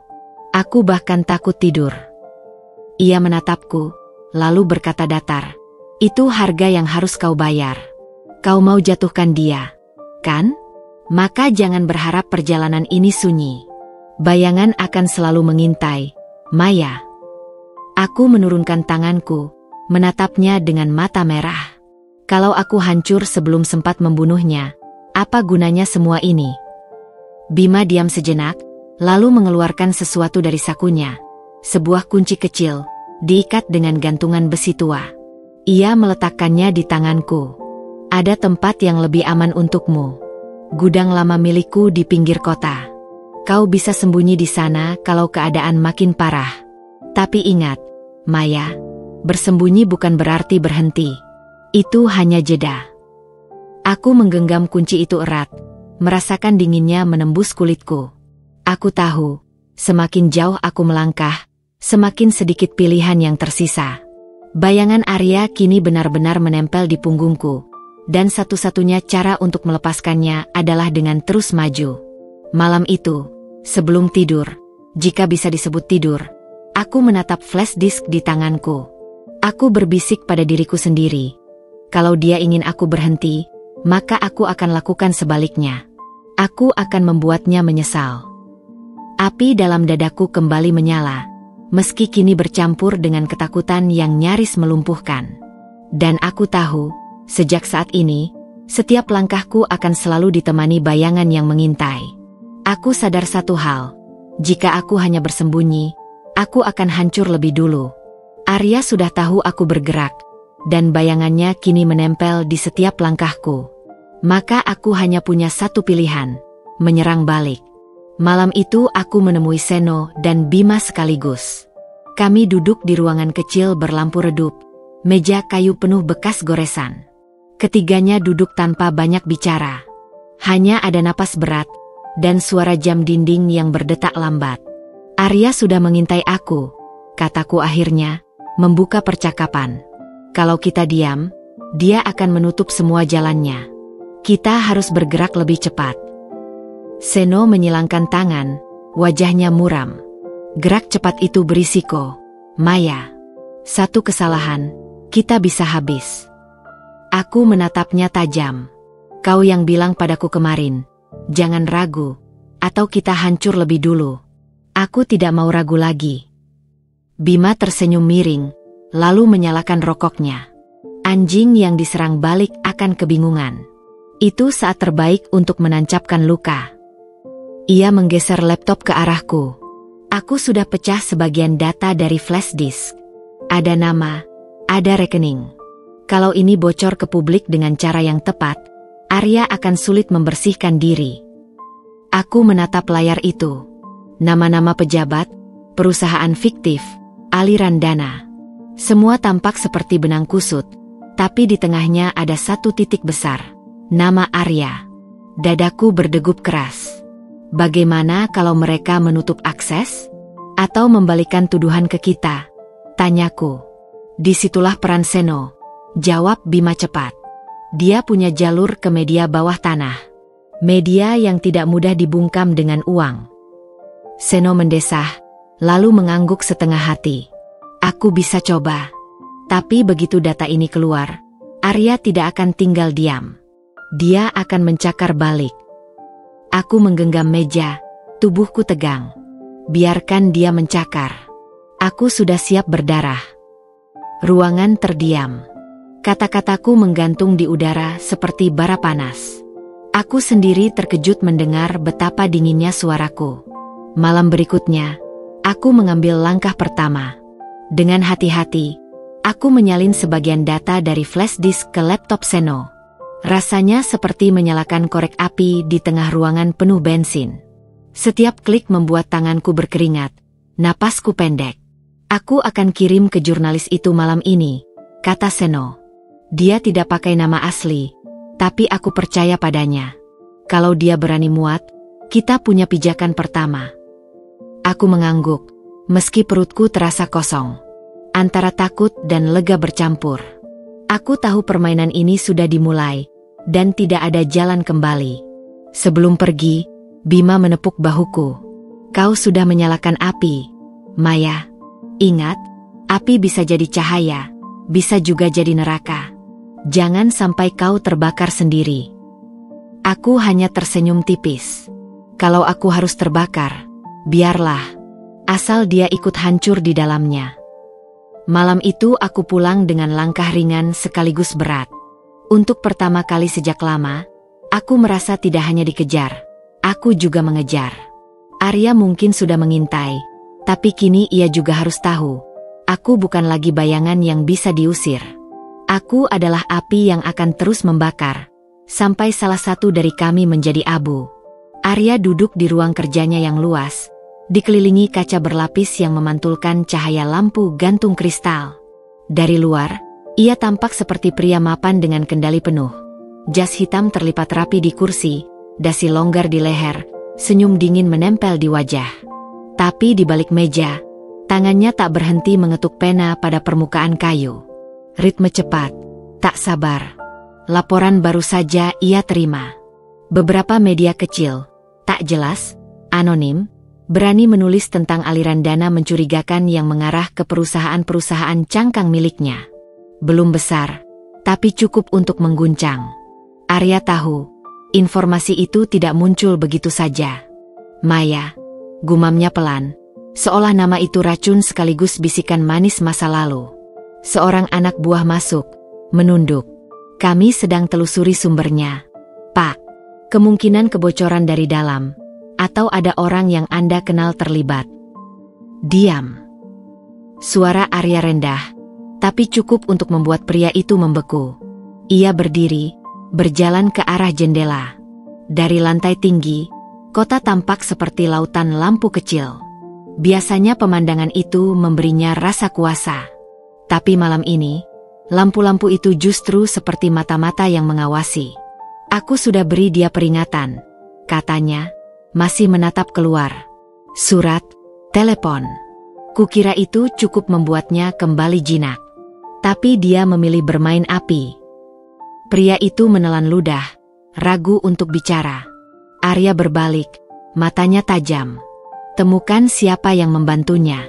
Aku ingin nama, bukan dugaan. Nama. Baik, Pak. Anak buah itu segera keluar, meninggalkan pintu tertutup rapat. Saat sunyi kembali, Arya menyalakan rokok. Asapnya membentuk lingkaran tipis, pecah di udara. Di kepalanya, bayangan Maya muncul jelas. Tatapan mata perempuan yang dulu ia kuasai, kini berubah jadi sesuatu yang tak bisa ia jinakkan lagi. Berani sekali kau melawan aku, gumamnya dengan nada getir. Kau pikir api kecilmu bisa membakar gunung? Tapi bahkan ketika ia berkata begitu, Arya tahu ada retakan halus di dalam dirinya. Ia tak lagi sepenuhnya yakin. Bayangan Maya tak hanya membuatnya marah, tapi juga gelisah. Karena ia tahu, hanya seseorang yang benar-benar putus asa, yang berani menantang dirinya. Dan orang putus asa jauh lebih berbahaya dari siapapun. Arya menekan puntung rokok ke asbak dengan kasar. Senyum dingin kembali ia pasang di wajah, menutupi keresahan yang menggerogoti. Topeng harus tetap utuh, bagi dunia, bagi anak buahnya. Tapi di dalam, ia sadar satu hal, permainan ini baru saja berubah. Dan untuk pertama kalinya setelah sekian lama, Arya merasakan sesuatu yang hampir ia lupakan, takut. Pagi itu, suara notifikasi di ponselku tak berhenti berdering. Grup-grup anonim yang selama ini sepi, mendadak penuh dengan tautan berita.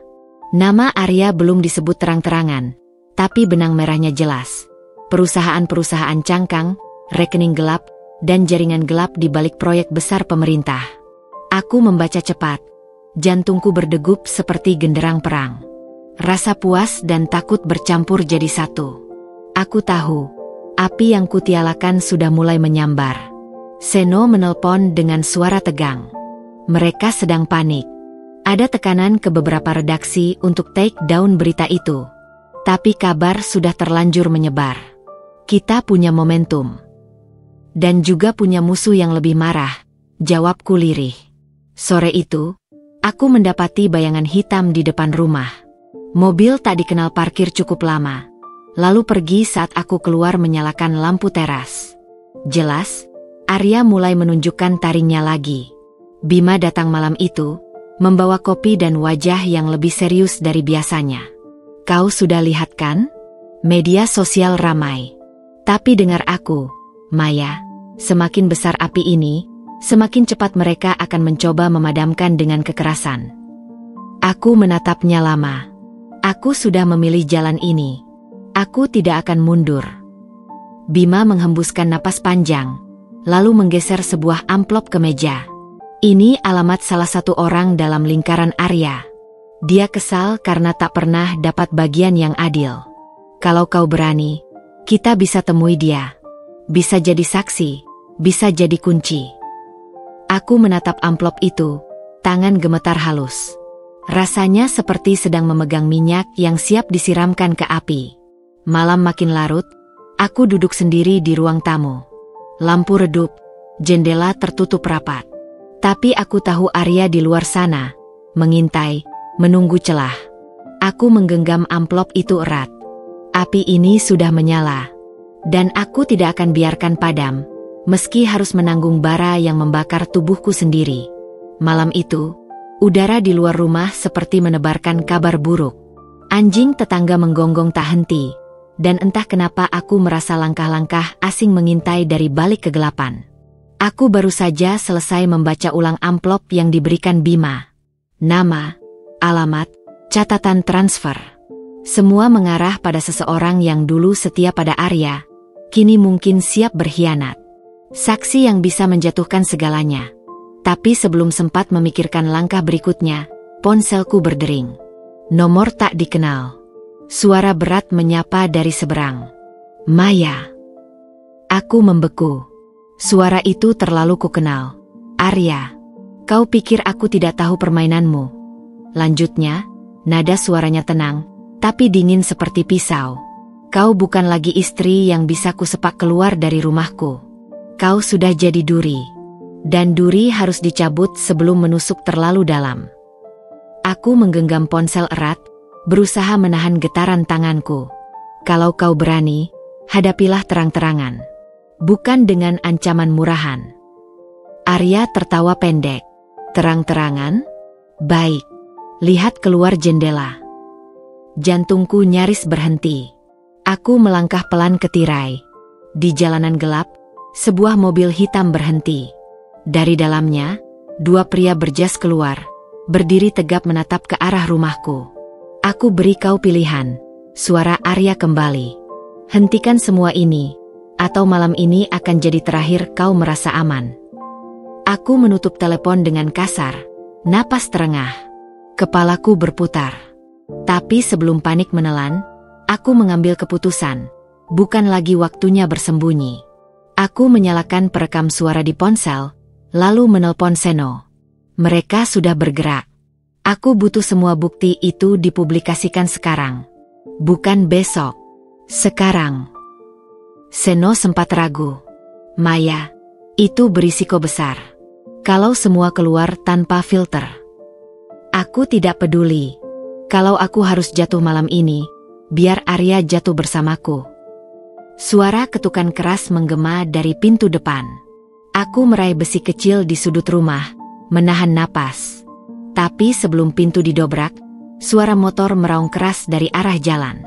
Bima muncul, lampu motornya menyilaukan, membuat kedua pria itu mundur sejenak. Maya, cepat ikut aku, teriaknya.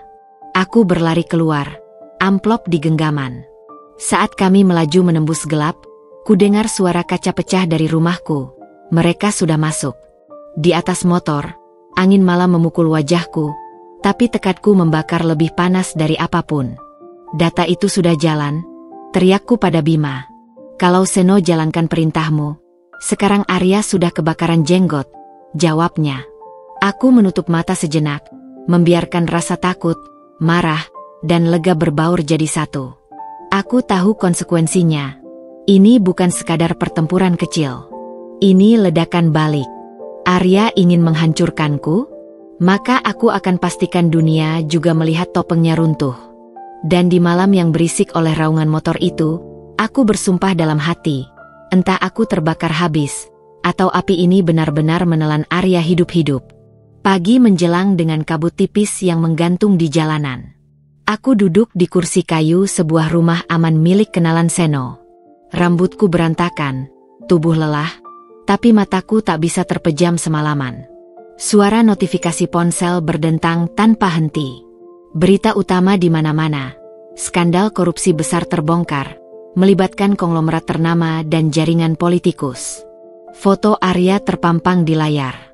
Bukan lagi sebagai pria mapan penuh wibawa, melainkan sosok yang digiring masuk ke mobil aparat, wajahnya tegang. Aku menatap layar itu lama.